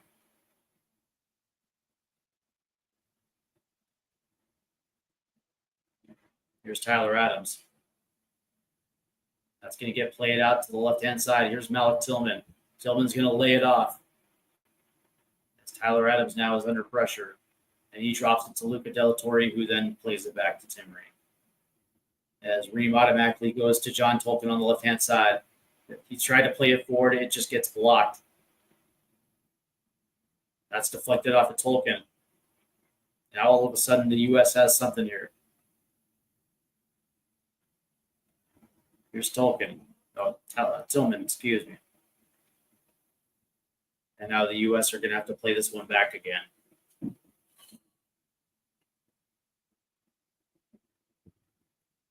Get forward. It's like any type of pressure. At the hint of pressure, they're not looking forward, they're just looking backwards. And there's Tyler Adams again with a lot of space, looking for something over the top, and he has to hold. Here's Tolkien, who lays it off to Adams. All the way out. Here's Quinn Sullivan. Quinn Tries to play it in. Here's Tillman. Tried to loop it up and over. Right into the chest of a Haitian defender, but automatically taken back by the U.S., who again will play this one back. Here's Ream. All the way out to Quinn Sullivan, who's going to be attacking the box. There's a cross to the backside and all the way over and out of play for a Haitian throw-in. And now we're at the hour mark where I expect something. That was some nice little footwork there by Quinn Sullivan, as he made a nice little fancy back-footed pass right there.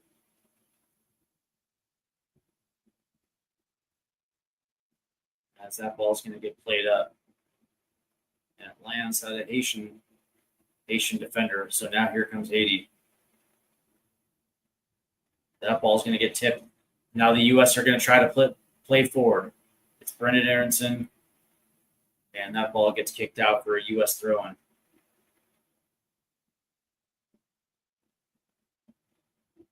Brendan, who is going to be playing in the Premier League this year with Leeds.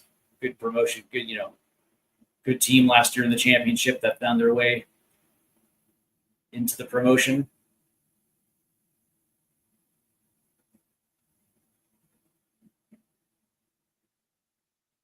Yeah, see right there, Quinn Sullivan right there. And that's the example right there, as Quinn Sullivan could have turned and looked up the pitch. Maybe even when I went on a run where he could have been a distributor, but instead he just makes a quick pass right back to Tyler Adams. And now the U.S. are again stuck in a cycle where they're looking backwards. Here's John Tolkien. Tolkien lays it off. And that ball's going to get played forward up the left-hand side. Here's Malik Tillman. 1v1. Tillman now we're going to play this back to Adams. And now Adams is going to try to play it in. There's a turnover. And there's a whistle.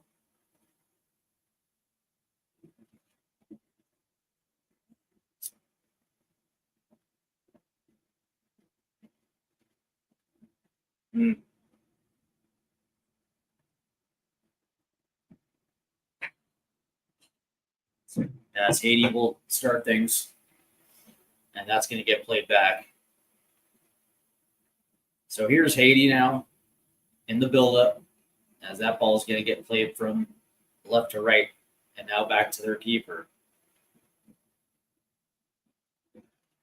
The interesting thing, as the U.S. continues to dominate possession, Haiti looks comfortable without the ball. That's a turnover.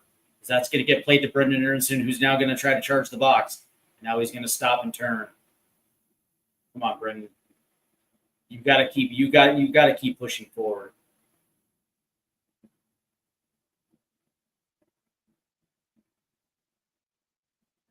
As here's Tyler Adams.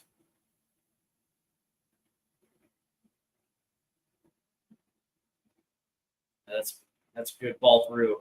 Here's Luca De La Torre. Luca drops it off to Quinn Sullivan. Play it back.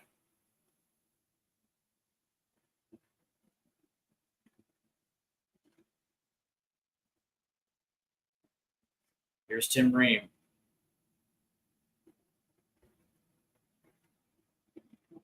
Chris Richards now. And that ball's going to get played forward. Onside, and Ajimyang falls down. But there's Quinn Sullivan. Plays it on. Shot. Ooh, it goes in. Ooh, it goes in. I think that's going to be an own goal.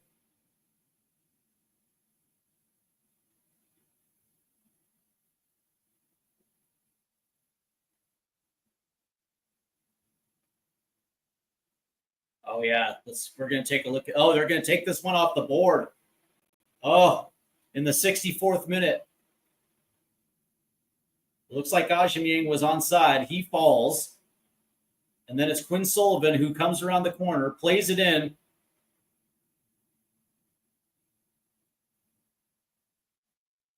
There's the save. Oh, and they're going to say that it directed off at Tillman's shoulder. And they're waving this one off.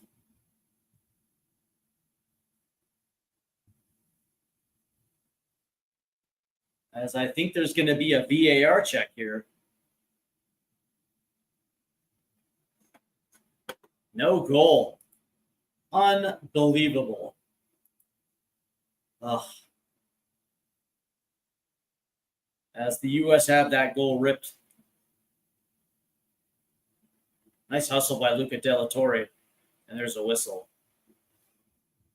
So they say that the goal caromed off Tillman's shoulder there. So no goal. So this match is still 1-1 here as we're in the 65th minute here. As Tolkien will lay this one off. And the U.S. will routinely just do what they always do. Here's Tim Ream. This was the exact same of what we saw against Saudi Arabia with Haiti essentially playing 10 behind the ball. Two solidified lines of four, and the U.S. just can't break it down. Here comes the U.S. up the right-hand side. It's Quinn Sullivan. Here's Quinn's going to lay it into Luca De La Torre. Luca shoots, and there's a save. As Luca didn't really get much on that one.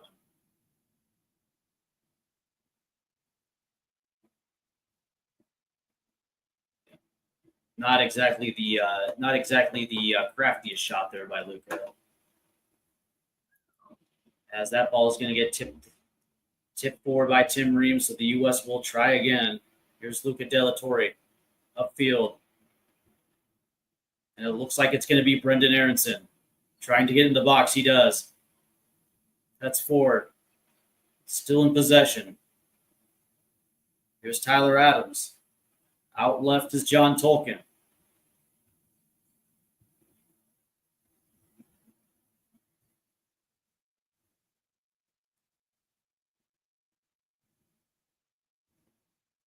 There's a ball into the box off the right-hand side. Turns, fires, go!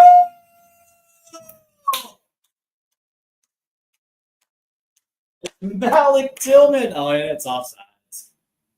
Oh. Dude, this ref crew is killing me.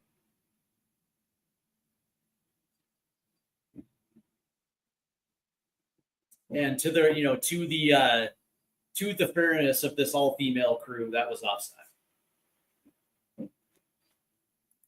I'm blaming the female refs.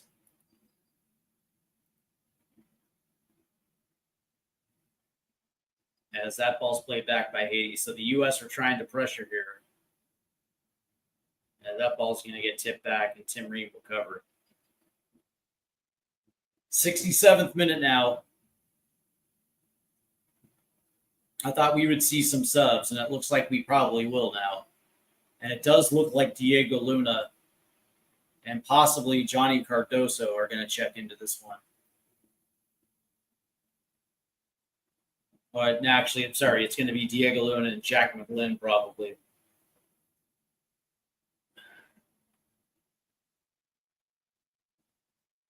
So that goes out left to Brendan Aronson. As that ball gets played all the way back to Matt Freese. See if the U.S.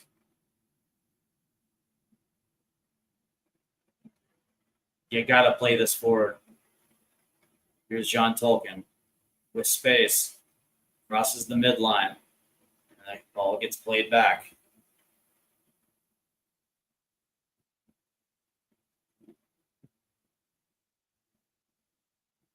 Take some chances. It's just, it's just, yeah, like Haiti's gonna put on pressure.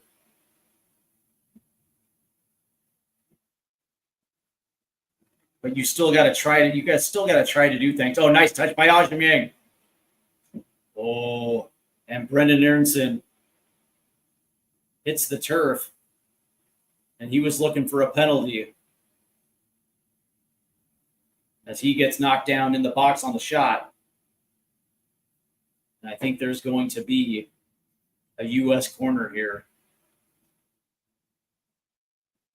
As Malik Tillman will take this corner.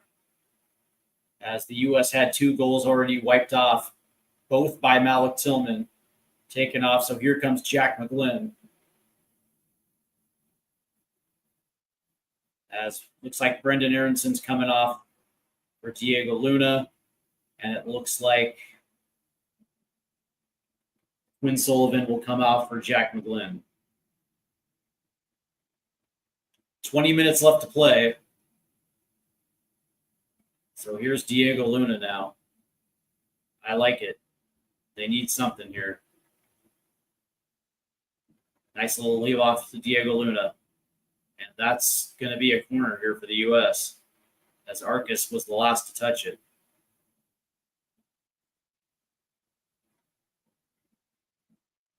Here's Jack McGlynn, who's going to pull one in. That's going to get headed out. As the U.S. are trying to keep possession here. Malik Tillman. That's going to get played back in. Here's Luca De La Torre. His cross went absolutely nowhere. Chris Richards steps in front of that nice long pass. Now that ball's tipped. And now it's 1v2. That's going to get played out to the right. As Freeman makes a very good sliding tackle. Sliding tackle right there. Nice recovery there by Freeman. Is he the son of Antonio Freeman?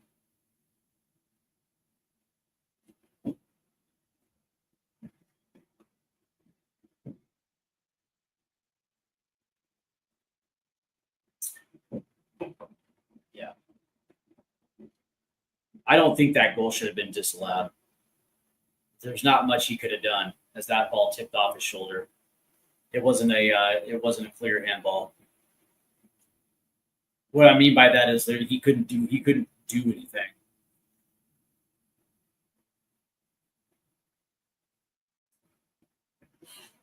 He couldn't do anything to get out of the way right there. But such is life, though, as we are in the midst of a water break right here, second half water break here in the Dallas Heat, as U.S. and Haiti are tied 1-1. As we mentioned, though, the U.S. has already won this group. As we restart play here, here's John Tolkien. It'll be Luca De La Torre, as John Tolkien is going to try to play this for a nice little touch by Diego Luna. As that gets deflected out for John Tolkien. Plays this in. It's Ajimye. And that ball gets tipped away. Look at that hustle right there by John Tolkien to get that ball back. Nice play. Here's Luca De La Torre. You should have tried to play Ajimye on right there. There's a ball forward. Over the top. In the box. Tipped! Oh, Malik Tillman missed it. Oh, they played him on. They played him on, and he was 1v1. He tried to chip it over the keeper.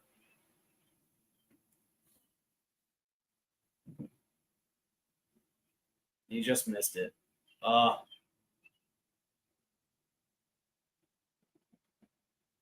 Malik just missed the far post as it was played wide. And that's what is needed. And here comes Haiti now, as they're going to try to play this one in the box. And there's Matt Freese. Well played by Matt Freese. But that's what's needed. Just take chances. Just take risks.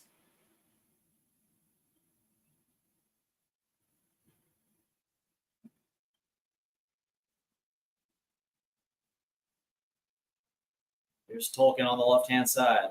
That ball's going to get chipped forward. It's Ajimye, who bounces past, puts it in.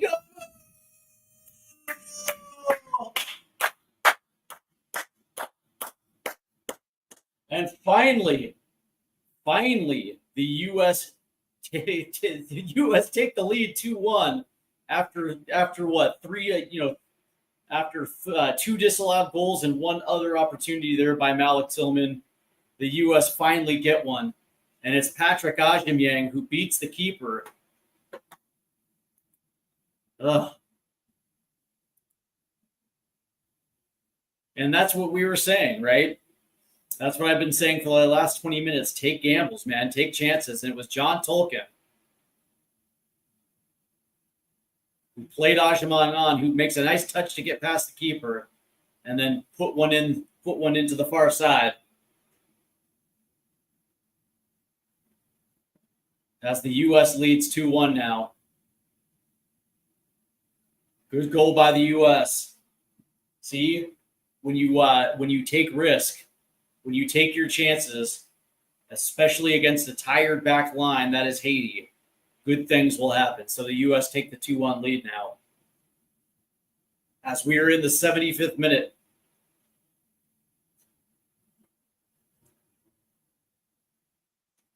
Good goal by Agyemang.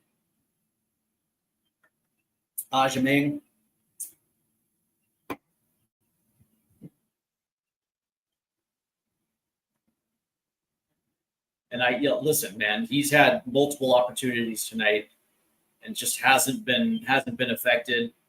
Whenever they tried to, there was one sequence where he fell down when a ball was coming into him. As Haiti's working quick down this right flank here. Excuse me, left flank. That's played in. Look at Freeman. There's confusion as Haiti's going to try to play this one in. Tim Ream's going to try to clear it. He does. As that gets out for a Haiti throw-in, but as quickly as the U.S. scored, Haiti now is trying to strike back quickly.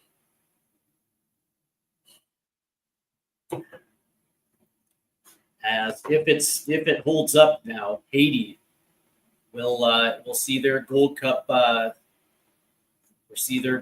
stashed as they're in last place on 1 point. A win would have put them in second place, and right now Saudi Arabia and Trinidad are tied.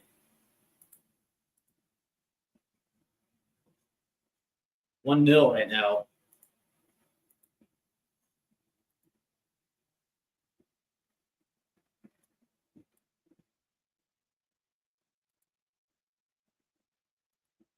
As we are working, as Haiti will try to play this one out the back.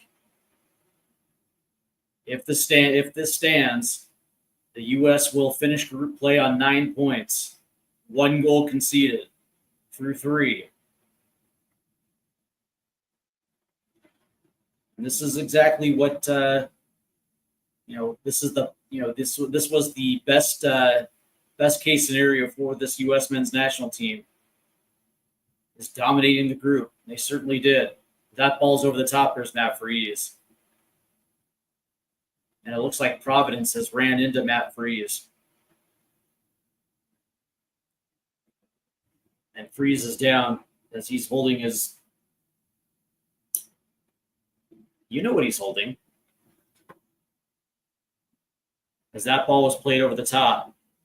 Freese came out, and it looks like Providence's hand,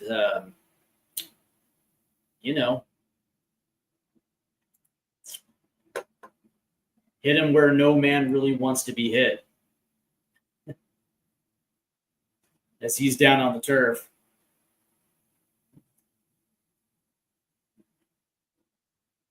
As we look at that goal again, and it was John Tolkien off that left side, right at the midline, who played it forward to Agyemang, who tipped it past the keeper to his left and then put one on net.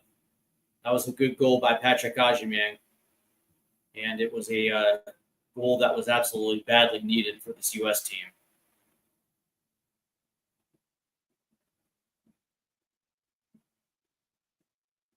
As we're approaching the 80th minute now. 2-1 Haiti. Excuse me, 2-1 U.S. And what I will say about Haiti's Gold Cup run is that they played well. Now, granted, they don't have the talent, which is fine.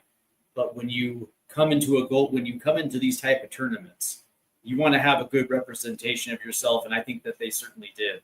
I think it was against against Trinidad, where I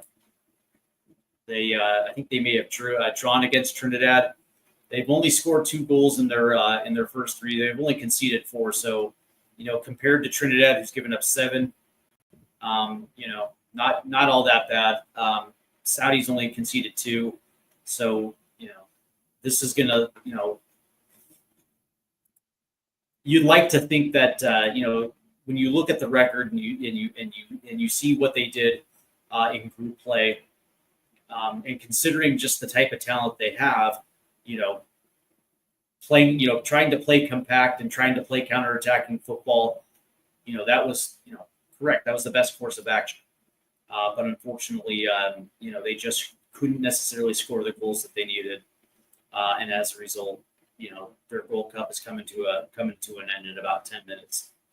But the one thing that I like about Gold Cup play is you get to see from a year-to-year basis just how better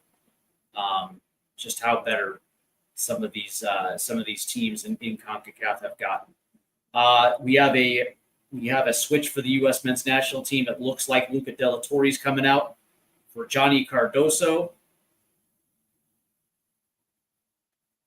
So it's good to see Johnny, and I think Patrick Ajimyang's coming out, and it looks like Brian White's coming in for the final 10 minutes here for the U.S. So as the U.S. are going to try to be a little bit more defensive-minded with Johnny, and it's it's a good opportunity for Johnny to get some time,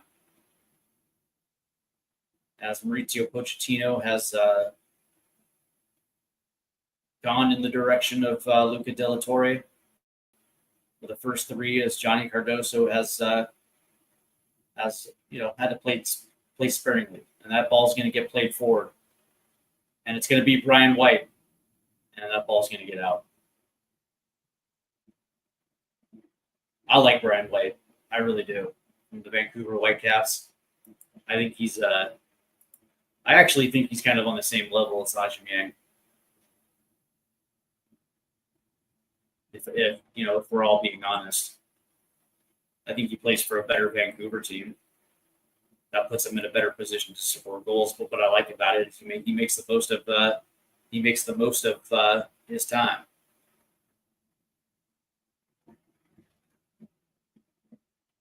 You never see Brian White necessarily out of position, as Haiti will try to play this all the way forward.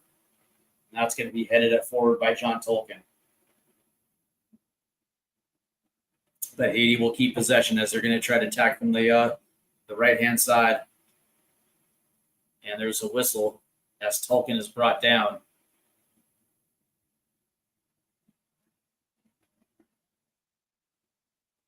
As the quarterfinals are set to go down on Sunday. It looks like June 29th. So obviously the next U.S. men's national team appearance will be here on Stateside Footy. Would be Sunday. Looking forward to it.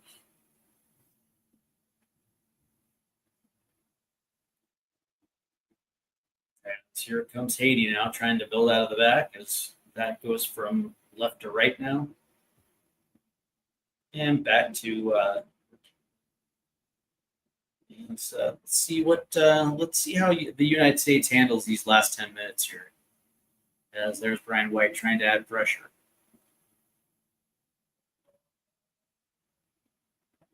As now Haiti is stuck switching between 2 center backs here. As that ball's going to try to go forward.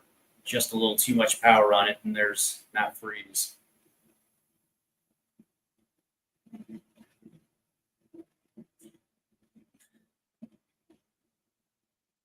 Matt Freese will play this out to Chris Richards.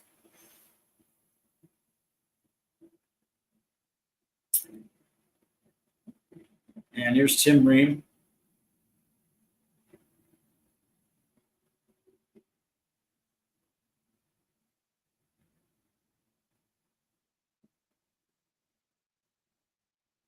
Nice move by Diego Luna, who's going to play this forward to Brian White. Brian White. And Brian had a runner, and it was John Tolkien, and that ball was just played way too far. But I believe it's going to get deflected here. It was deflected out, so it's going to be a U.S. throw in here. It'll be John Tolkien. Nice night. By the way, it was a nice move from Diego Luna, who got free, turned up the pitch. Ooh.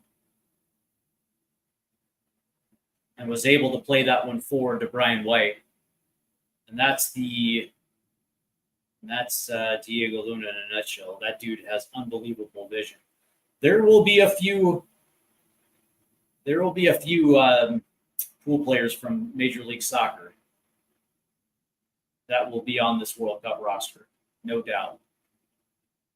And we'll get into it post-match before we call it a night. So Jack McGlynn and Malcolm Tillman will stand over this free kick on the left-hand side near the touchline. McGlynn will play it in as that's going to get redirected. Here's Tyler Adams.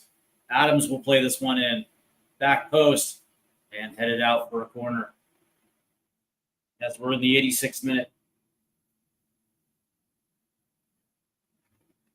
And it'll be Jack McGlynn who will take this corner.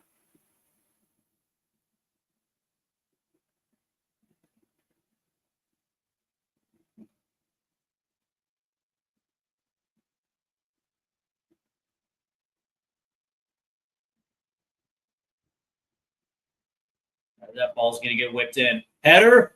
Oh. And it was Chris Richards who was there as that ball goes over. That ball sails over the crossbar. He was left unmarked. Come on, Chris. You got to do a lot better than that. That ball's got to go down. Looked like he jumped maybe just a little too late there. It looks like Tyler Adams is coming off. And here comes Paxton Aronson, Brendan's little brother.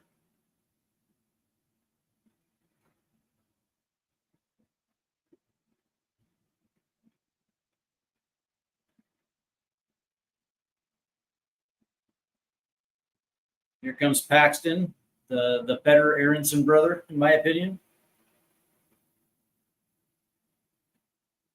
As Cantave now will come on for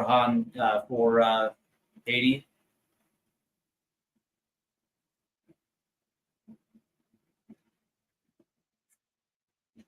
You know, the interesting thing, right, is this is Concacaf football at its best. Dirty, sometimes sloppy. Now, granted, like if the U.S. were actually, at full strength, maybe it's a little different, but you expect these type of messy games in CONCACAF, and at times the U.S. were sloppy, and Haiti has been equally as sloppy. The only difference is the U.S. really hadn't necessarily taken advantage of it. As Reem had to play this back to Freeze, who boots this all the way forward. Up the left-hand side. Headed away right there. As that ball is going to get out. I think that's going to be a U.S. throw-in. But that's the beauty of CONCACAF, right? So, CONCACAF generally is a federation that it's a grind to get through. When you have to go on the road to Honduras, in Panama, in Mexico, you're going to get the very best of those respective national teams. And the interesting thing though is like this cycle's just different. As Haiti's going to try to control the ball here, as we're in the 89th minute now.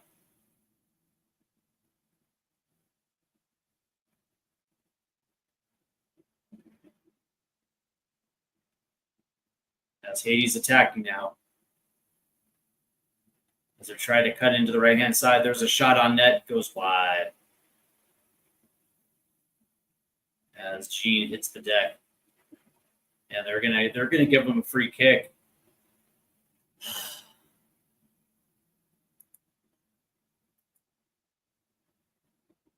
As they're gonna say that was against Freeman.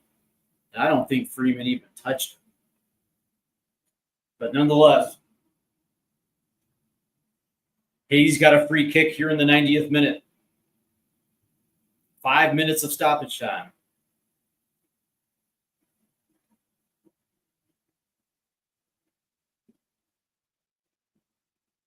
Haiti is doing their best to make this as difficult as possible.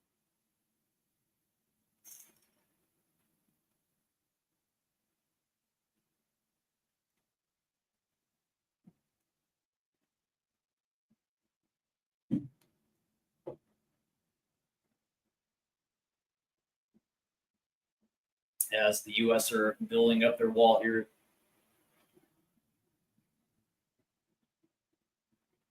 And they hold Haiti here.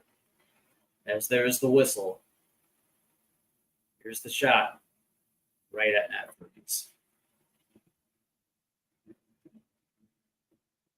A little bit of nerves here at the end of this one. As that ball is going to get redirected. And the U.S. will control possession here. As Tim Ream's going to have to play this one forward. Here's Diego Luna. Nice vision right there. As the U.S.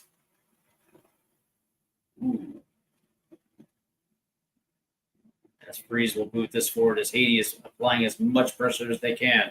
Brian White, 1v1. Here's Paxton Aronson who tries to play one on. That goes over the crossbar. I like that. I like that chance there by Paxton. Why not?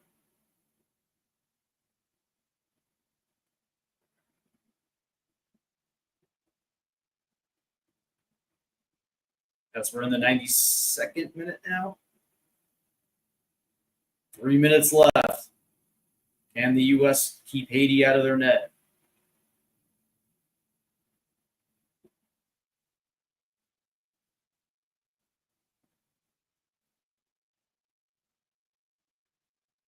As they're going to play this one back to their keeper. And now they're going to try to build up the left-hand side.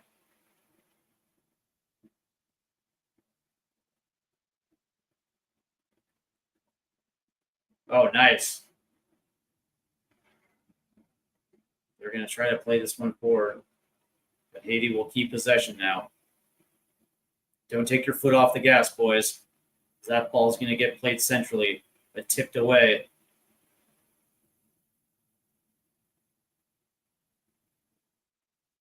Up the right-hand side. That's going to get tipped out by Diego Luna. 93rd minute. As that ball gets played back. Now Haiti will switch to the left. That ball is going to go down the right-hand side. The header is kept in, but now Haiti's going to have to play it back. Good pressure right there by Diego Luna. There's a switch to the left-hand side. And that's going to get out. That could have possibly been it for Haiti.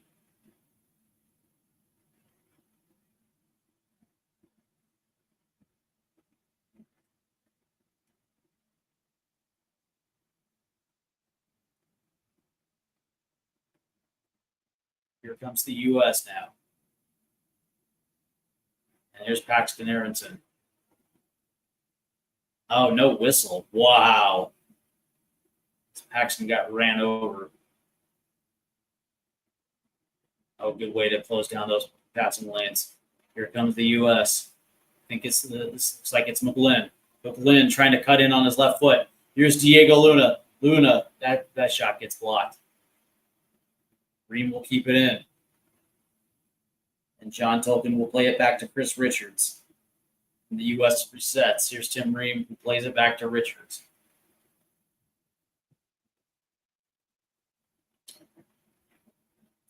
"30 seconds remain. And there it is. It goes final. The U.S. hold on and knock Haiti out of the Gold Cup by a score of 2-1. And with that, Group D is now official as Haiti, and it looks like Saudi Arabia. As we're look on that one real quick. As Haiti and Saudi Arabia are right now in the 90 plus 6. So once this gets done, it's going to be Haiti, the U.S. and Saudi Arabia advancing as Trinidad and Tobago and Haiti are done. The only games left that matter are going to be Panama, Jamaica, Guatemala, Guadeloupe, because Guatemala and Jamaica are tied on 3 points. As Panama's advanced, Group B is the one that's there's still something left to play for. As Canada does lead that group, and they do. I believe they play El Salvador as Honduras and Curacao play, and because Canada essentially dropped one to Curacao, they're still holding on for life, and it looks like Mexico and Costa Rica advance. Will advance out of Group A. So let's go ahead and quickly get into the stats tonight. As the U.S. will win the possession battle 66-34, XG 2.6 to 0.48, 18 total shots to Haiti's 8, shots on target 6-3, and big chances 5-0. U.S. ended up winning the corner battle 6-5. Shots inside the box 11-5, and shots outside the box 7-3. Touches in the opposition box 27-15. Accurate crosses, Haiti did lead that one 4-2, but passes in the opposition half 2-13. It kind of ramped up a little bit there in the second half, and of course defense, tackles U.S. 10, Haiti 9. Duels. U.S. won that one 43-42. Ground duels 37-30, and Haiti did win the aerial battle.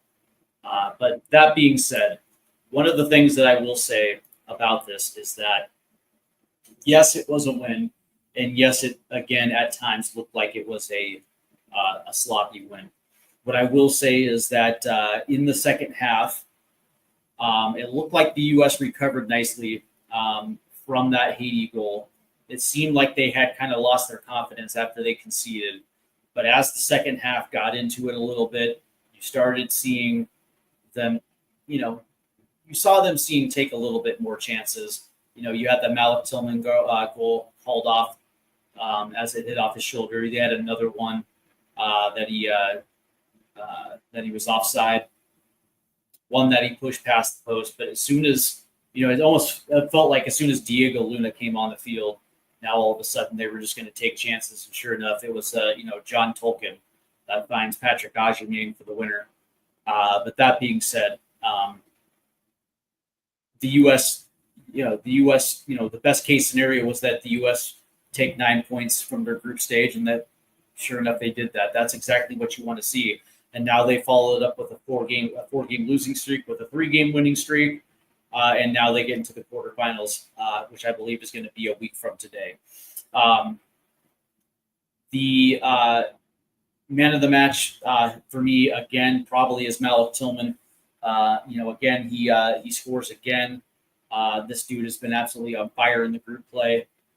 He has been been that goal scoring leader. Individual performances today.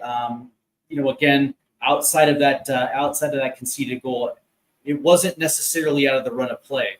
It was a mistake by Matt Freese that allowed Haiti to equalize. Outside of that, I thought Chris Richards was good today. Tim Ream was Tim Ream. I will say that, John Tolkien did not have as much of an impact as Max Harston had in the last two. I thought Tolkien was and is the better player.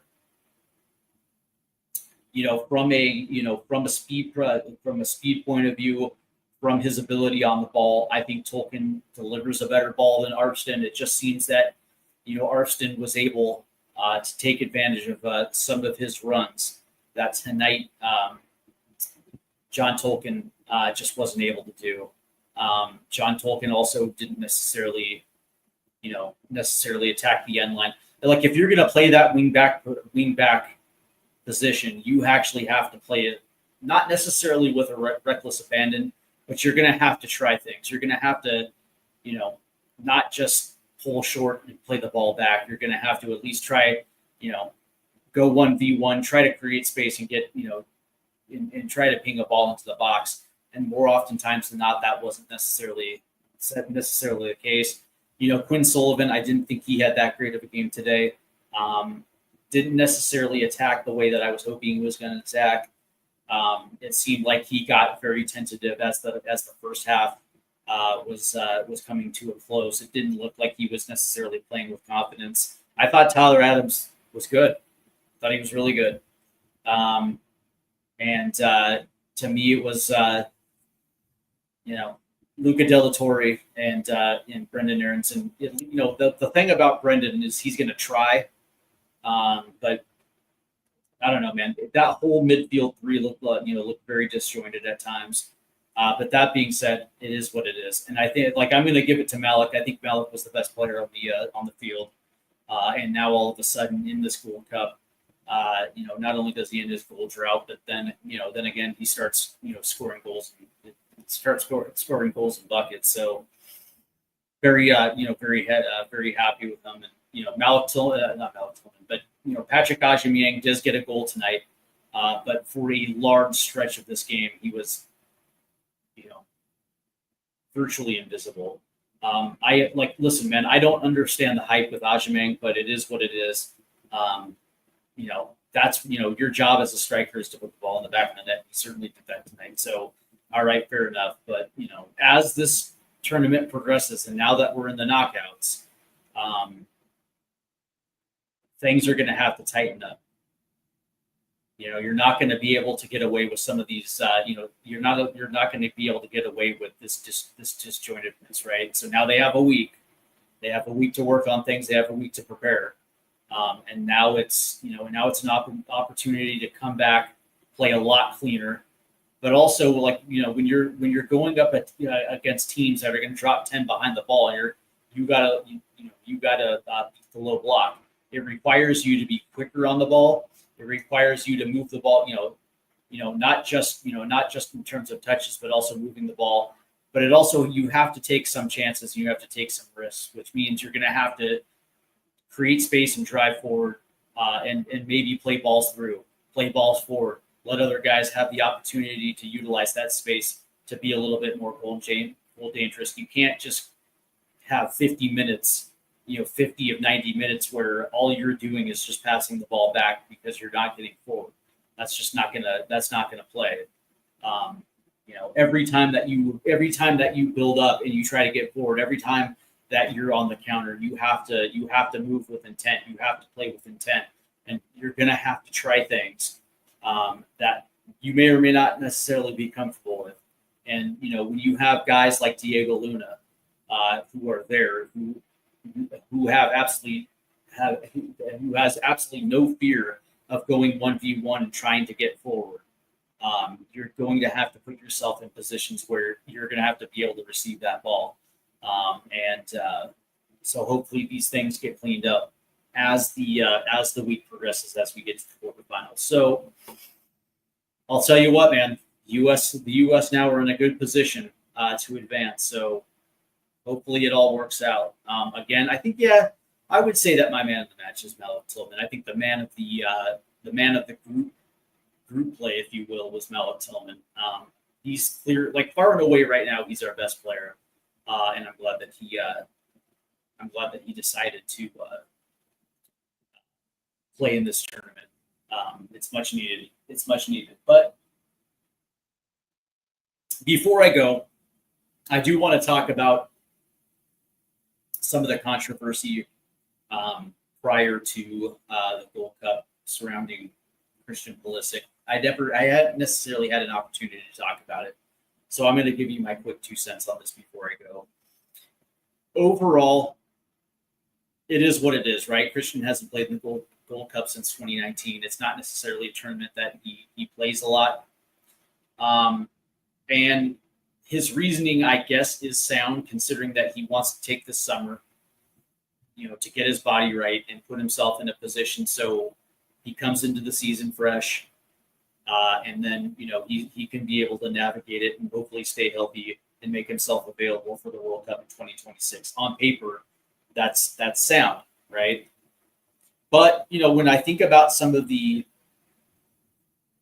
things that happened already this season, I believe it was the October window when we were playing Mexico, in Mexico, where Christian took off after the first match, and U.S. Soccer, gave him that okay to go back to Milan, and maybe there was like a handshake deal that, okay, we'll take care if you take care of us situation. But that being said, when it came out that he wanted to be a part of the 2 friendlies but not the Gold Cup, I don't know, man. That rubbed me the wrong way, right?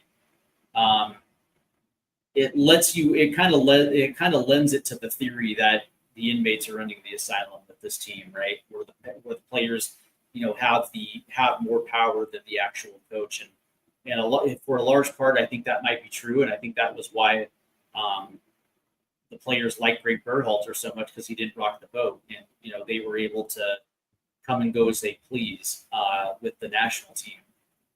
But when you have a guy like Mauricio Pochettino, who is, at least I'm concerned, is quietly trying to regain that control, like he had no choice but to respond to that. Like, we only have one roster, and we're not going to allow you to pick and choose. Like, if you want to be here, you're more than welcome to be here, but we're not going to make concessions for individual players, regardless if you're Christian Pulisic. You're either going to commit or you're not. The thing that I find interesting was the dynamic of what the national team used to be with those players to what the national team is today. And I'm not going to say that they don't care or they don't play with heart. I don't want to say that, because I know that they do care. It's whether or not they prioritize the national team is a little bit of a different conversation. Because Christian could have strategically taken windows off throughout the season to make himself available for tournaments. Like, if you want to take off a window, like let's just say the September window, for a quick second, right? A 2-week break. I think it's like mid-September, where you're playing. Well, last year it was like Canada and Australia. Like, if you wanted to take that one off, that's fine, because those are friendlies that are of no consequence, right? Or if you want to take off maybe the November window, or you want to take off the January window or the February window, whatever the case may be. Like, there are ways that you can strategically, not participate in friendlies that will allow yourself to rest your body for 2 weeks in the middle of the season.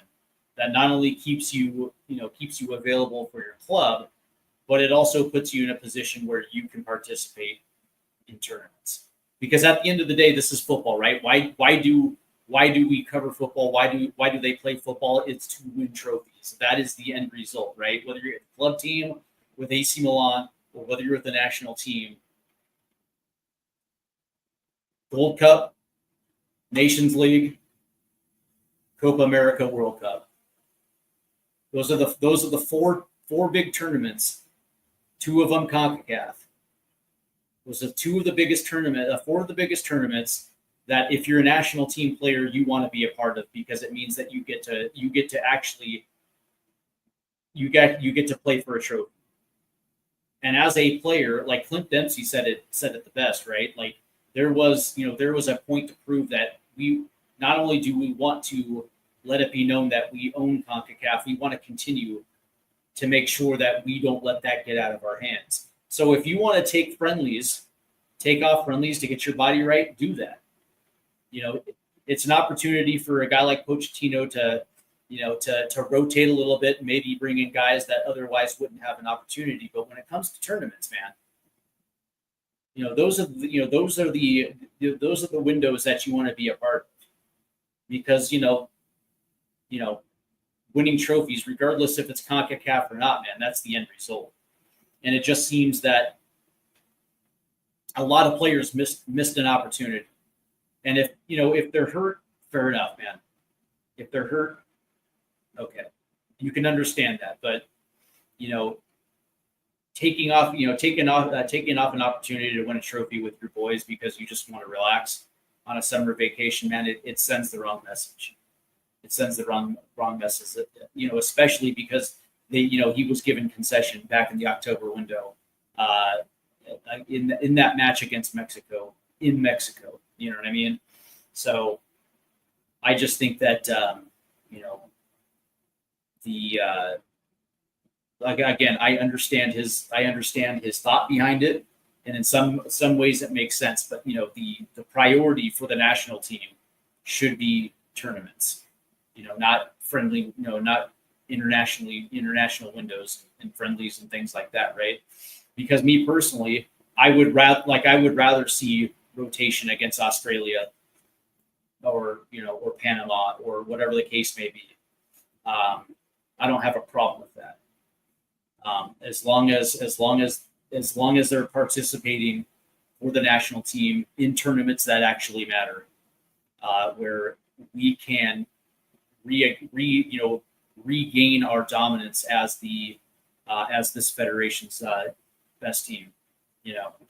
When I look at this team now, it's like, man, what would it look like if we even had 3 of those guys on this team? It probably would look a little bit better, but I digress. So it is what it is, man. I just think that the priority has to be re-engaged with this national team. I also think the fact that this window is something a little different, though, too, because there's no World Cup qualifying, and I think that mentally put them in a different space where there's nothing to work for, so they can kind of sit back and relax a little bit, because they know for a fact they're going to be there in 2026, and so there's nothing necessarily really to play for, and so they can take their foot off the gas, if you will, and that's what I think this window has kind of been. They had the Copa America, and as disappointing as it was, one mistake. One bad mistake by Timmy Weah, and it unraveled the entire thing. But when I think about this window, and I think about the fact that this group of guys got a coach fired, and I think about the letdowns in the Nations League, a tournament we should have won, and and now all this brouhaha surrounding the Gold Cup, and it's like, man, this is your Confederations Championship, and I get it, man. We play it every year, and it's and you're like, especially for a guy like Pulisic that's been around since he was 17, man. In a 3-year stretch, you might play one team 30 times. I get it, right? So I 100% get it. But that being said, and again, prioritize those international windows to make sure that you're rested. But if you want to take those off, man, go ahead and take those off. I don't think anybody's going to care if you don't show up. Make the 16-hour plane ride from Milan to the west coast of the United States to play Australia. I don't think it matters, or New Zealand, or Costa Rica, or Jamaica. I don't think anybody's going to necessarily care if you decide to not participate in those windows. But when it comes to tournaments, man, an opportunity to hang one on top of this confederation, and just let it be known that we're that team. We're that team that dominates CONCACAF. Because when things like this happens and we see the run of form, you can understand, why the morale is low. And no matter what you say on interviews, it doesn't leave you looking good. So, all right, that's going to do it for me. I want to thank everybody who took the time to show up tonight. Good U.S. win. At least I consider it a good U.S. win. Let's keep it real. It was kind of a sloppy win, but a win nonetheless. But we're off to the quarterfinals, and that quarterfinal will be here on Stateside Footy, and I'm looking forward to calling that one. Also, stay tuned for Club World Cup action. I believe Seattle is playing PSG tomorrow at 3, and I think it's going to be available here. I got to double check. But as this week progresses, man, I think we're gonna be doing a U.S. show on Thursday night, and then of course on the weekend we're going to have Club World Cup action and Gold Cup action. So it's going to be awesome. Make sure you hit the like and subscribe buttons because again, man, I take care of my community. I appreciate all the participants that stop by in the chat and all those that watch on replay and those that tune in, man. I really do appreciate it, and I'm extremely grateful. And as this channel grows and as we get to milestone subs, man, I'm going to take care of you because it's just what I like to do. So you guys have a good night. I hope you guys enjoyed your weekend. The work week starts tomorrow, man. You guys ready? I know I'm not, but nonetheless, have a great night.